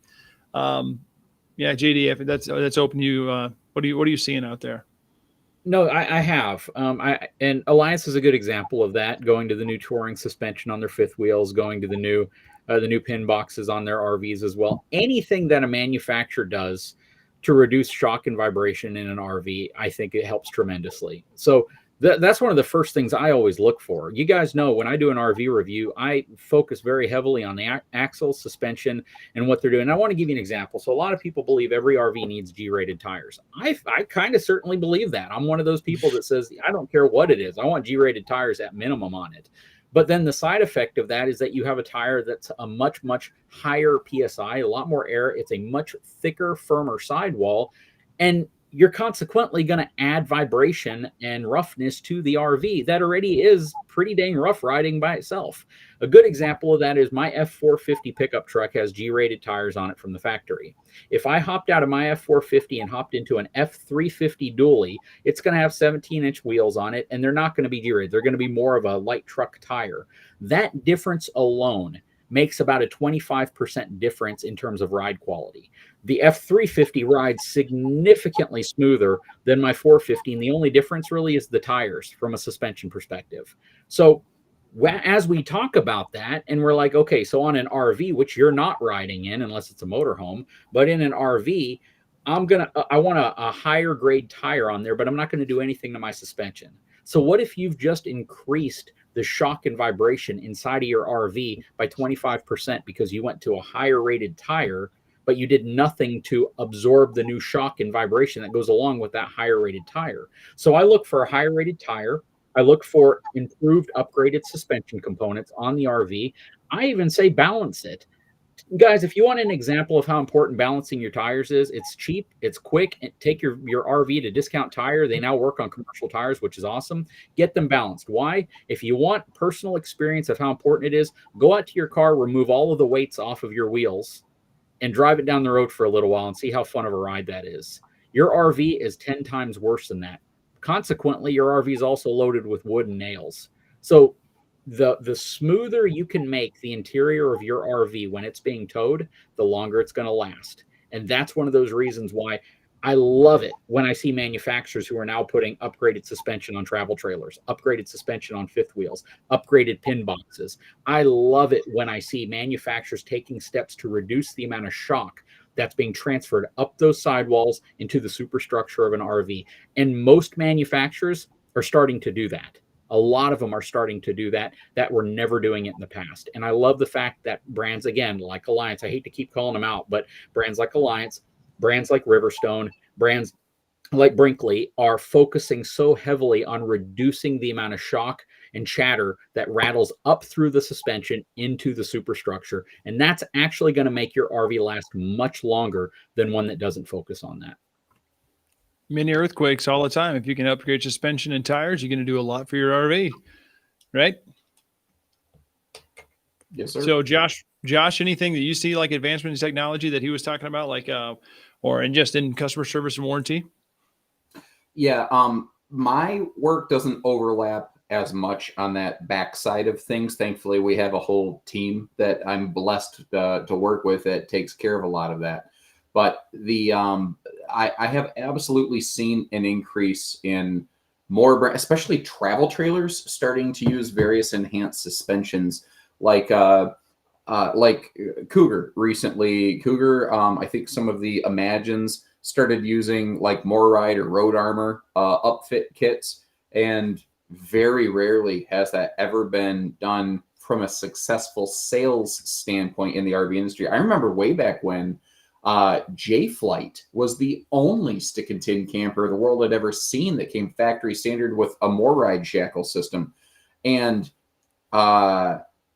it absolutely, that was one of the best years for service records I ever saw from J-Flight.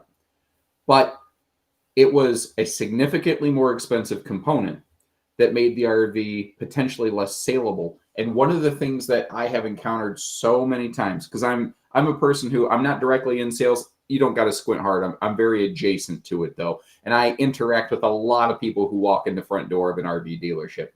I have seen so many people walk into a very high level, premium level RV, trailer, fifth wheel, doesn't matter, and say, this is just like that other one.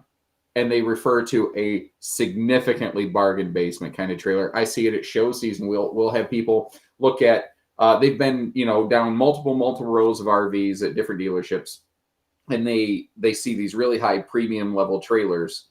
And then they end up walking into a stick and tin camper that just has a similar floor plan, and they go, it's exactly the same.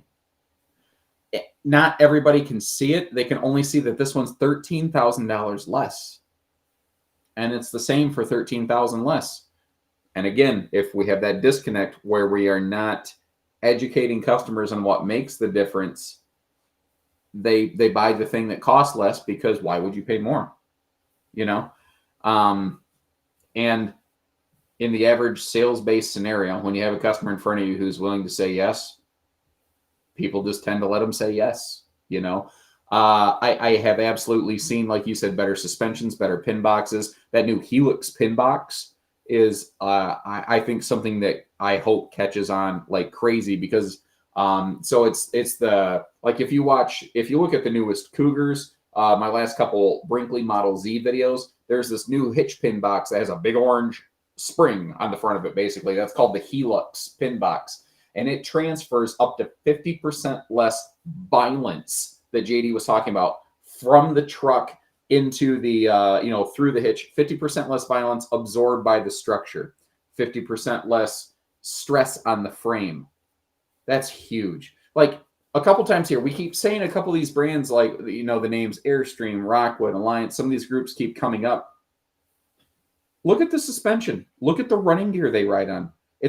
There is an extremely high correlation between the brands that we keep saying stay out of the shop more frequently and the brands that invest more in their suspension.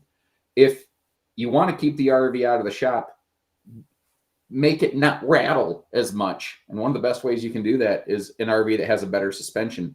And that is not something people don't understand. And the hardest part is there's no easy way to get them to understand, because if you happen to actually be in an RV and sit in a travel trailer and get towed around the block, and in multiple RVs that have different suspension systems, you will absolutely notice a difference. But that's unsafe and illegal, and I don't recommend doing that. But if you could, oh my Lord, it would be insanely telling. Yeah. So these things going down the road, taking many earthquakes. Yeah. So suspension is a huge, huge thing to, it's a big opportunity to make a better, I guess, less warranty calls, less poor customer experiences. It's going to make a huge difference moving forward. But what are some other like big opportunities in improving the customer experience for RV industry that you're seeing? Or is there a piece of advice that you would say to the manufacturers or dealers that would help better the service of customers? JD, I'm going to open the floor up to you on this one. I just think that the manufacturers should probably watch some of the videos that we put out, as well as other folks who travel, folks who do upgrades to their RVs. It was really cool to see some manufacturers start incorporating great solar into their RVs, and specifically Victron and brands that are really, really considered to be premium. It's great to see manufacturers switching to like Goodyear Endurance tires or putting heavier duty, better rated tires. It's great seeing upgraded suspension, use of Asdel on the outside and inside wall. It's great seeing this stuff. So I want manufacturers to continue to do this, but then I also want them to truly get a pulse on what people are saying. Maybe focus some on warranties. Focus on providing a little bit longer term warranty that covers things. Focus on clarity as well. I think a lot of folks would really like to know how much weight I can truly put into the basement storage of my RV, and not just assume that whatever cargo capacity my RV has can all be put anywhere I want to put it. The fact is that clarity, communication, and innovation are all things that people want in the RV industry. And a lot of that will lead to better quality. A lot of that will lead to a product that is more in tune with what people expect. And I'm going to be honest with you, on a video you're going to see me put out really soon, and it's related to this whole rat issue that I've been dealing with. None of them made it inside of the RV, but they sure as heck made it into areas of the basement and the subfloor that I don't want them to be. But a challenge I have for the RV industry is, why don't you put a sticker on the side that shows how well you're doing preventing pests from getting into your RV or rodents from getting into your RV? These are true challenges that people deal with every single day. And oftentimes, believe it or not, these are things that make you have a negative opinion of a manufacturer when it has nothing to do with the manufacturer. It has everything to do with how an RV is being stored, how often it's being used, and what people are doing proactively to not, again, like I said earlier, not turn their RV into an abandoned home, because we all know what happens to abandoned homes. And they get lived in. Let's just put it that way. If not by you, by nature. So it's really, really important, I think, that we take another look at it, and we keep informing manufacturers that they need to do better, that there's always room for improvement, that they should never rest with thinking that we're doing it completely right now. We're making the money we're trying to make. We're a profitable organization. We're a company. We're turning out a reasonably good product. There should always be room for evolution and improvement. And I think as long as manufacturers adopt that mentality, listen to consumers, and try to make every customer at the end of the day as happy as you can make that customer, that is ultimately the most that they can do. And that's all I would ask. Well, R&D, like if it, I don't disagree with any of that. Again, the cynical side of me, I'm not optimistic that a lot of that will be adopted, not in anything close to the time frame that we would like. Something I think, though, that could immediately, directly help a customer understand the usage expectations of an RV is if RV warranties were delimited by time and mileage.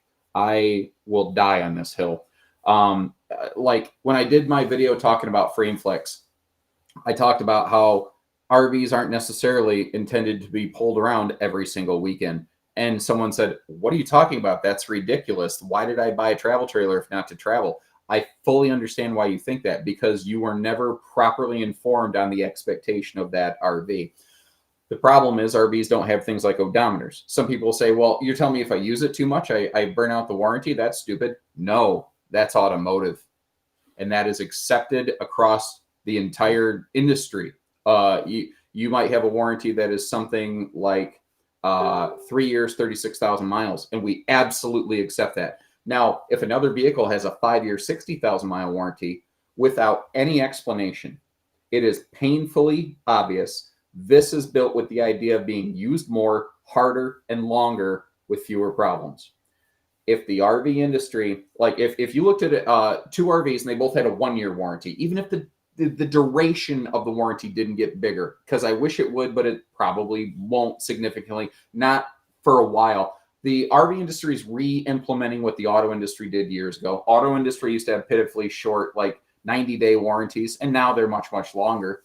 RV industry is slowly getting there as the price goes up, because you have to build better and differently to live up to that.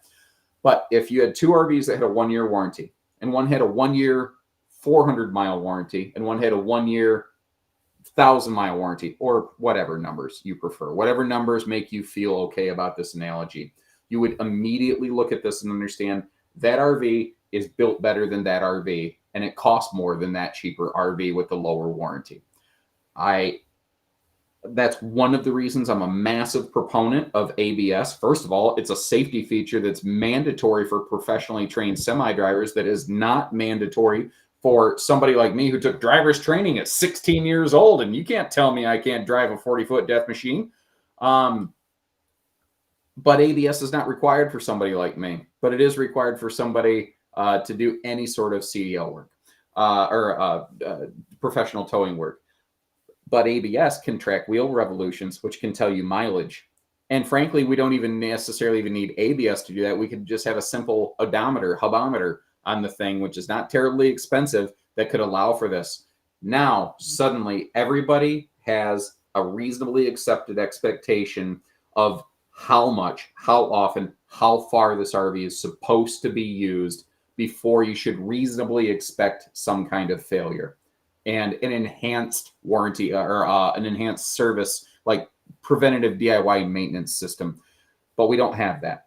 And if that one thing happens within my time in my career in this industry, I'll feel like, great, somebody else can pick up the torch and take the next step. But that's the one thing I want to continue to preach out there and hope for. And I hope customers continue to request and demand these things, because it is so attainable today, and we don't have it. So instead, what we have is third-party influencer partnerships that make you think you can use it. Problem-free philosophy, Hakuna Matata. Yep. And you just made a really great point there. But we are seeing some manufacturers that are stepping up and putting odometers, putting ABS on the RVs. And those are, to JB, your point, those are what we're looking for. That's what we want all the manufacturers. If there is a regulation in the industry, that would be the regulation. Put an odometer on every RV, put ABS on every RV, but more so, also base the warranty off of that ABS, or sorry, off of the odometer. Just like Josh said, if I'm looking at two RVs that look identical on a dealership lot and they're both pre-owned, or maybe one's pre-owned and one's new and they look the same, and I'm like, ooh, I can save a bunch of money on this pre-owned one. And it had an odometer. I'm like, oh, it's got 30,000 miles on it in 1 year, whereas this brand new one has no miles on it. I could make the assumption, well, 30,000 miles on a car isn't much. 30,000 miles on an RV is a hell of a lot of miles on an RV. It's so much more than you probably would ever imagine, considering most RVs only have maybe a couple thousand on them in a year.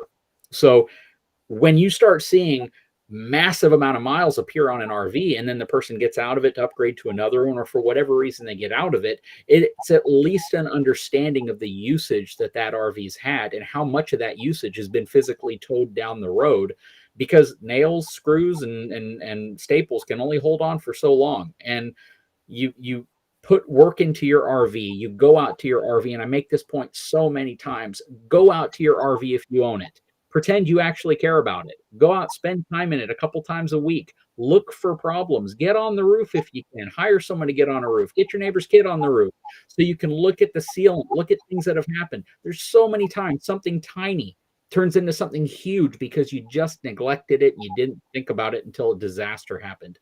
People don't let that stuff happen to their homes most of the time. You hear something weird coming from the attic or the ceiling, you call somebody, and you don't let it turn into something over a 3, 4, 5 month period that destroys your home or costs tens of thousands of dollars to fix. You hear something spraying behind a wall. I hope most people aren't just going to be like, oh, well, it'll go away on its own. Most people would probably call a plumber and they try to get it fixed. You've got to do that if you own an RV. You have to treat it as if you spent a lot of money on it, because odds are you probably spent a lot of money on it. Well, JD, real quick to your point, you talked about not making an RV an abandoned house. That is the thing. The average RV is unattended the vast majority of its life. So when that little thing happens, there's not a person there to catch it until it becomes a big deal a lot of the time. And that's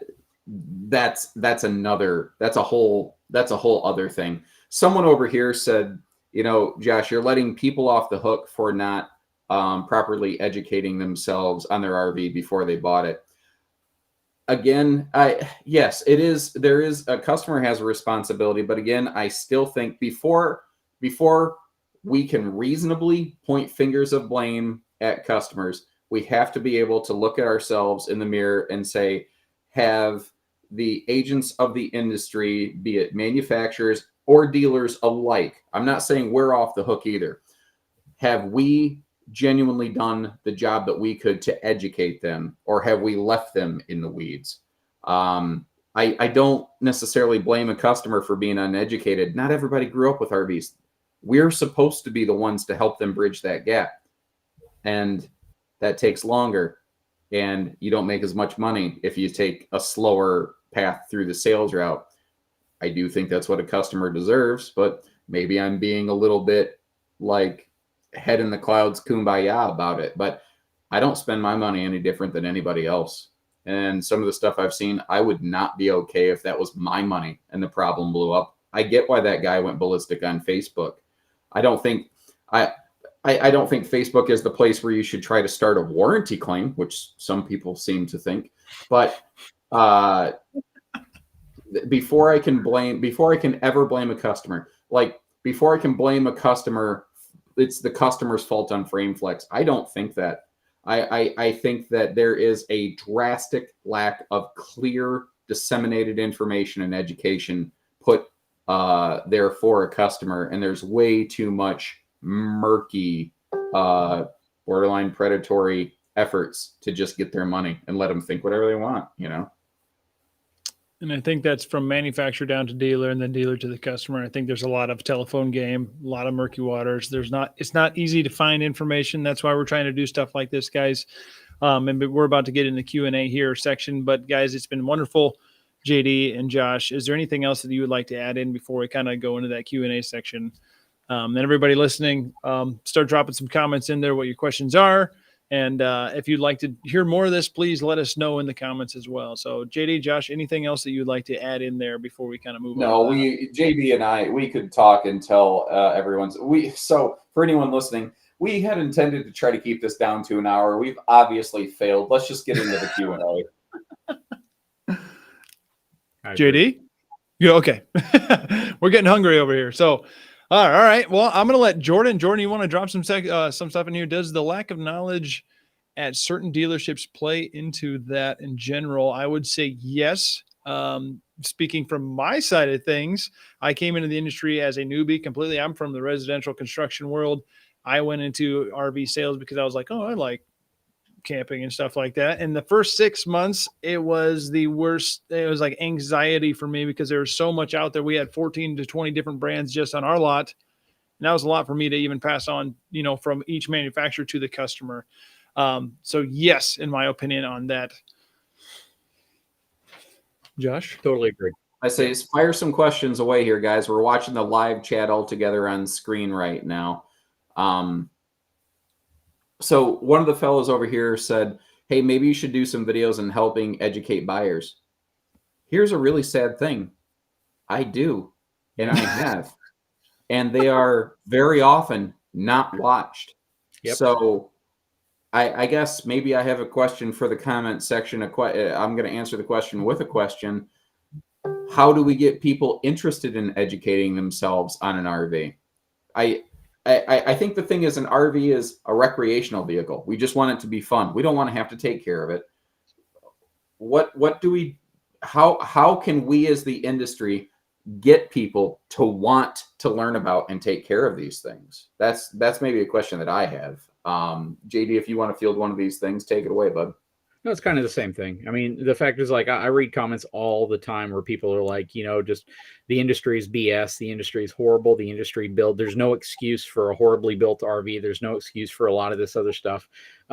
The reality is there's so many resources. We've made so many videos talking about this. We've made so many videos on things that you should look for. The brands are out there. If you're looking for the top of the line, best of the best brands, they're out there. If you can afford them, great.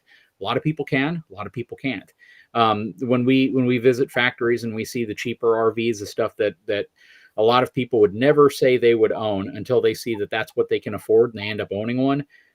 Just do your research. Everything in an RV that you see as a problem typically isn't that hard of a fix. Believe it or not, it's a really simple thing. When you start letting an RV and the problems you're having with it ruin your life and make you feel as if you made the worst decision ever, that's where you should have maybe reevaluated if you even should have gotten into RVing. Because I've made this point time and time again, and I know Josh has as well, that owning an RV and using an RV is work. It's never going to be the simple walk on the beach. You could own a $3 or $4 million Prevost motorhome Class A diesel pusher. You still got to hook up your black tank. You still got to drain all that crap out of it. You still got to look for rodents. You still got to change the oil. You still got to do these things no matter what. It doesn't matter how much you spend. Getting into RVing is going to have problems. You're going to have challenges. You might have to hook a towed vehicle behind your vehicle. You still have to get your hands dirty no matter how much you spend. But just set your mind correctly to, if I'm buying something super inexpensive, super cheap, it might be pretty good to know how to operate a power drill, duct tape, and electrical tape. It's going to save you so many more times than you think. Well, I want to do a twofer here. There's a fellow who's asked a question at least 6 times, and I've just never had an opportunity to jump into it. He actually took to hitting me up on Facebook Messenger on the side over here. So, fellow named Ryan said, why are you required to have a separate insurance policy for an RV when you pull it behind your vehicle when your vehicle's policy covers the RV?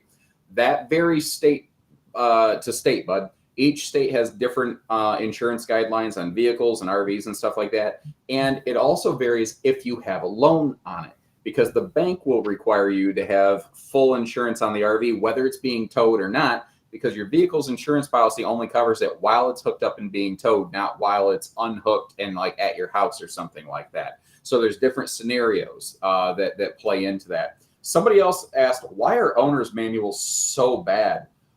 I agree. They're completely worthless. I've literally opened an owner's manual and it says water heater, light the water heater.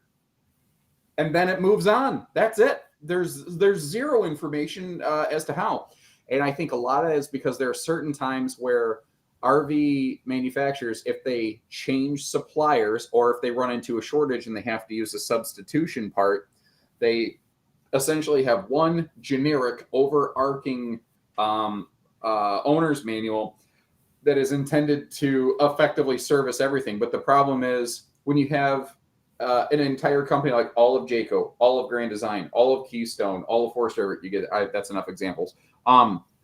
There's no one there. They use all the parts from every supplier, so they don't tend to make an individual owner's manual for each individual RV.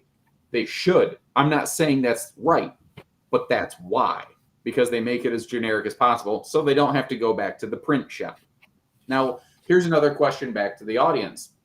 RV manufacturers have been trying for years, probably for cost savings reasons, but they've been trying for years to make owner's manuals exclusively digital, that you would download a free app. You can have the owner's manuals for your specific RV by VIN number on your phone. But people have been so resistant to that.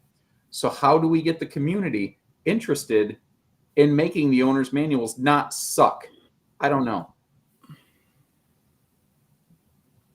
All right, so I answered two. JD, you're up. No, that's a great one. One that somebody asked, and this is one that, boy, if I want to say the email question I get more and more and more, it's the one, what's the best brand of fifth wheel to buy, or what's the best brand of travel trailer? That is an impossible. What should I get? Yes, that is the impossible question that everyone wants the answer to. You would have to literally fill out an entire document with information for me to even come close to approaching that. And then I didn't know what your credit score is. And if you plan on financing it, I mean, there are so many things that go into understanding the best. What's the best at what? What's the best at meeting your budget? What's the best at being towable by a 3/4 ton truck? What's the best, what's the best from a wiring perspective, a plumbing? I mean, that's a hard question to answer. I'd love to give you an answer to that question, but there is no answer, because if I tell you the best of the best of the best is $400,000, you're probably gonna be like, okay, what's the best in the $50,000 price range? So I can't answer that question. I'd love to, but I can't. I'm just looking through here, a couple of them. Okay, so I know that a lot of people bring up all sorts of things. This one's going to be a tough one, because the people will probably know who I'm talking about. There's a YouTube channel out there. The guy's an inspector, and he posts a lot of content about inspecting RVs and things that he runs into and stuff like that. I have absolutely nothing wrong with that content in terms of going into an RV with the expectation that things should be really well done. They should always use what the experts say are the best of the best of the best components. And I would love to see that, because it would fix some issues.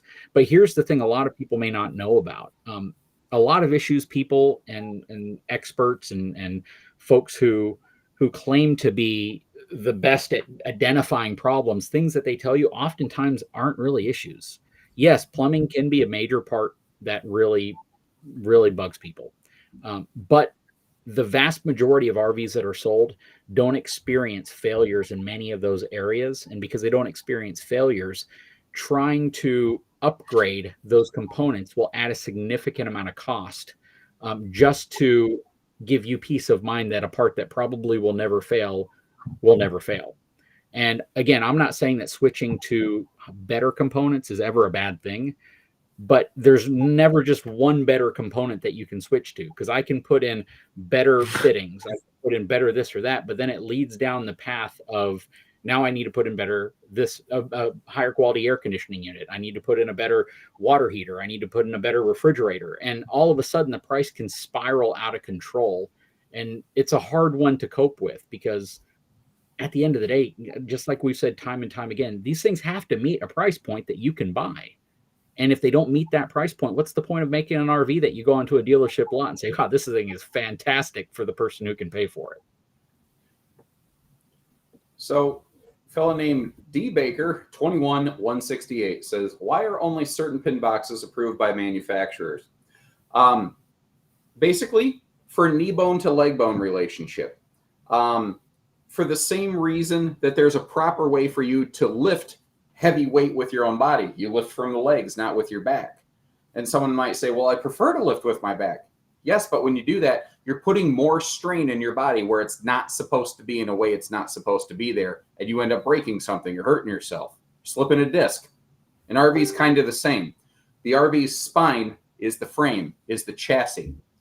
And it's expected to have, like, if this is a fifth wheel gooseneck, it's expecting stress to be applied this way. And it's reinforced to handle the stress being put that way. If you change a pin box or extend a pin box to tweak things further, you're putting more stress on the RV's lower back in a way that it wasn't intended to. And eventually it's going to slip a disc, and that's called frame flex. So certain things are made with certain components expected to be there. The problem is there's other things that could fit in that same slot, but they don't react the same way. And again, this goes back to properly educating a customer.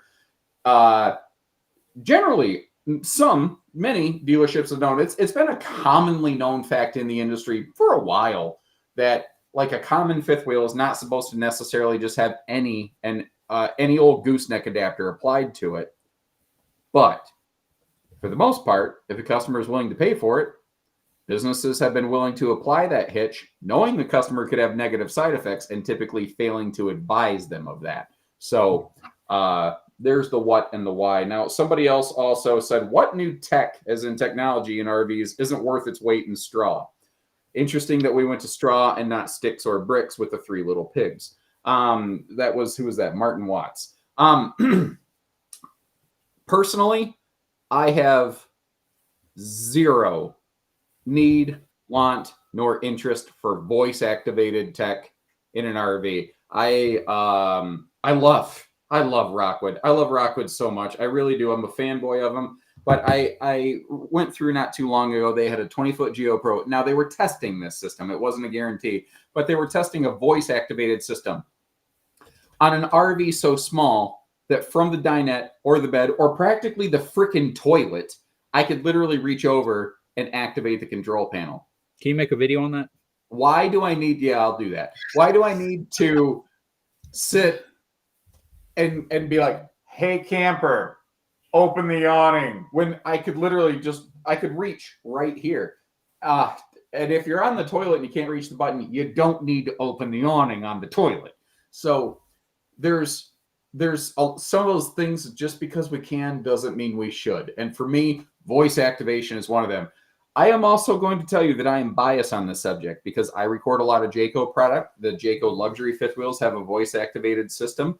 And as I walk through a Jayco RV, I tend to say the word Jayco, which triggers the voice activated system. And then the lights go off on me or the slides start closing as I'm inside of it. And I don't need that in my life. Okay. So I don't need voice activated tech in RVs. That's just me. Yeah, no, I'm right there with you on it. Over technifying, if that's a real word, RVs, I think is one of those things that nobody really needs. That's JD Nerdism number 37. Yep, that's my new one. And real quick, to kind of jump back on pin boxes, another important thing is you got to also realize that these manufacturers, and let's be clear, we're talking about Lippert. And Lippert, yes, absolutely says these are pin boxes we want on our frames, or we approve on our frames, and some we don't. Part of it, and I had an opportunity to actually see the testing of this stuff. They go through the J2638 testing, which is 900,000 cycles in each, or 300,000 cycles in each direction. And 900,000 total cycles under load, and they see what it does to the frame. That's what it comes down to. They actually see what it does. And when they actually come away from this test going, I like what it does, or I don't like what it does, you can then ask the next question, why don't you like what it does? And 9 out of 10 times, they're going to tell you because it adds too much stress, it adds too much fatigue, it adds too much energy to areas that the frame just isn't designed to handle in those spots. So I would rather be cautious of that, knowing that, yes, there may be a brand. I'm a big fan of Gen Y. I love Gen Y products. But at the same time, though, if Lippert tells me don't put it on my RV, I'm not going to put it on my RV. At this point, I don't care if Gen Y says put it on your RV. I'm not going to until Lippert says, hey, we've worked with them. We've come up with a way for this to work well together. You're good. Or you take a brand that's independently tested it, like like the folks over at Brinkley, they offer it on theirs, or Lux, they offer it on theirs. There's brands that offer it, and they said, we've done the testing independent of it, and we will warranty it. We will take care of you if you have any issues with it at all. So I listen to what the manufacturers tell me, because regardless of if people think these engineers are a joke, they're real engineers, and they take their jobs very seriously. Because when you're a company like Lippert, you do have to be prepared for lawsuits. You have to be prepared that something could eventually fail. And what you don't want to do is have the lawyers come to you saying it's because you allowed something on your product that shouldn't have been on your product and it contributed to that. For me, I would rather go by what they tell me, do what I am supposed to do, and then trust that their engineers knew what they were doing. That's the kind of motto I live by, because I'm not a frame engineer. I'm not a structural engineer working at Lippert, seeing how they do their testing. They got 51 of them, I think. I forgot exactly how many of them were in there. And they do all sorts of static dynamic testing. They take it very seriously, because they're, a $5 billion company. And what they don't want to do is have everyone come back to them saying, well, you said anything will work on the RV, so I put anything on it, and now you have a problem, and now they're liable for that. So again, just to what Josh said, there's all these engineering reasons why you shouldn't put something on an RV that they tell you not to. It's not just because someone just doesn't like the brand, but at the end of the day, if you choose to and you have problems, it's very hard to go back and say, oh, well, they built a crappy product. If you made that choice, then that's one thing that they can now tell you, well, you did what we told you not to do. Yeah, and I had one comment that I wanted to comment on. Someone said digital boards versus analog boards. I'm a huge fan of analog because you can change a switch a lot easier than you can change a board. But I also like the fact that some of these RVs are doing digital boards with like analog backups and like maybe they pass through storage or other places. Systems, like the awning and Correct. the slide switch. Yeah.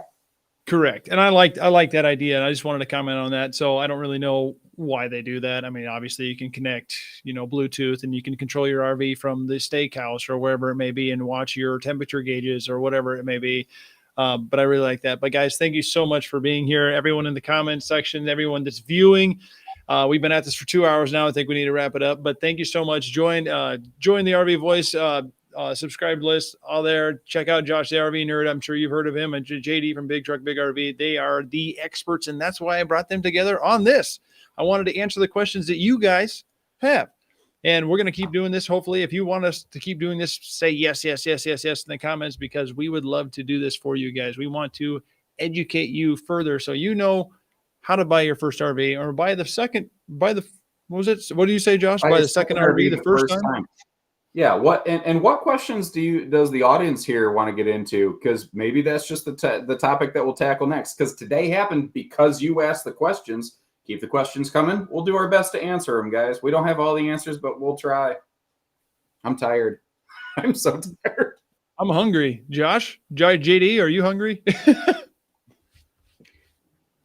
I ate in preparation for this because neither Josh or I know how to shut up, and we can make this thing go on for like 4 hours. Yeah. All right. Well, everybody listening, thank you so much for being here. Josh, JD, thank you so much for your support and love as well. And everybody listening,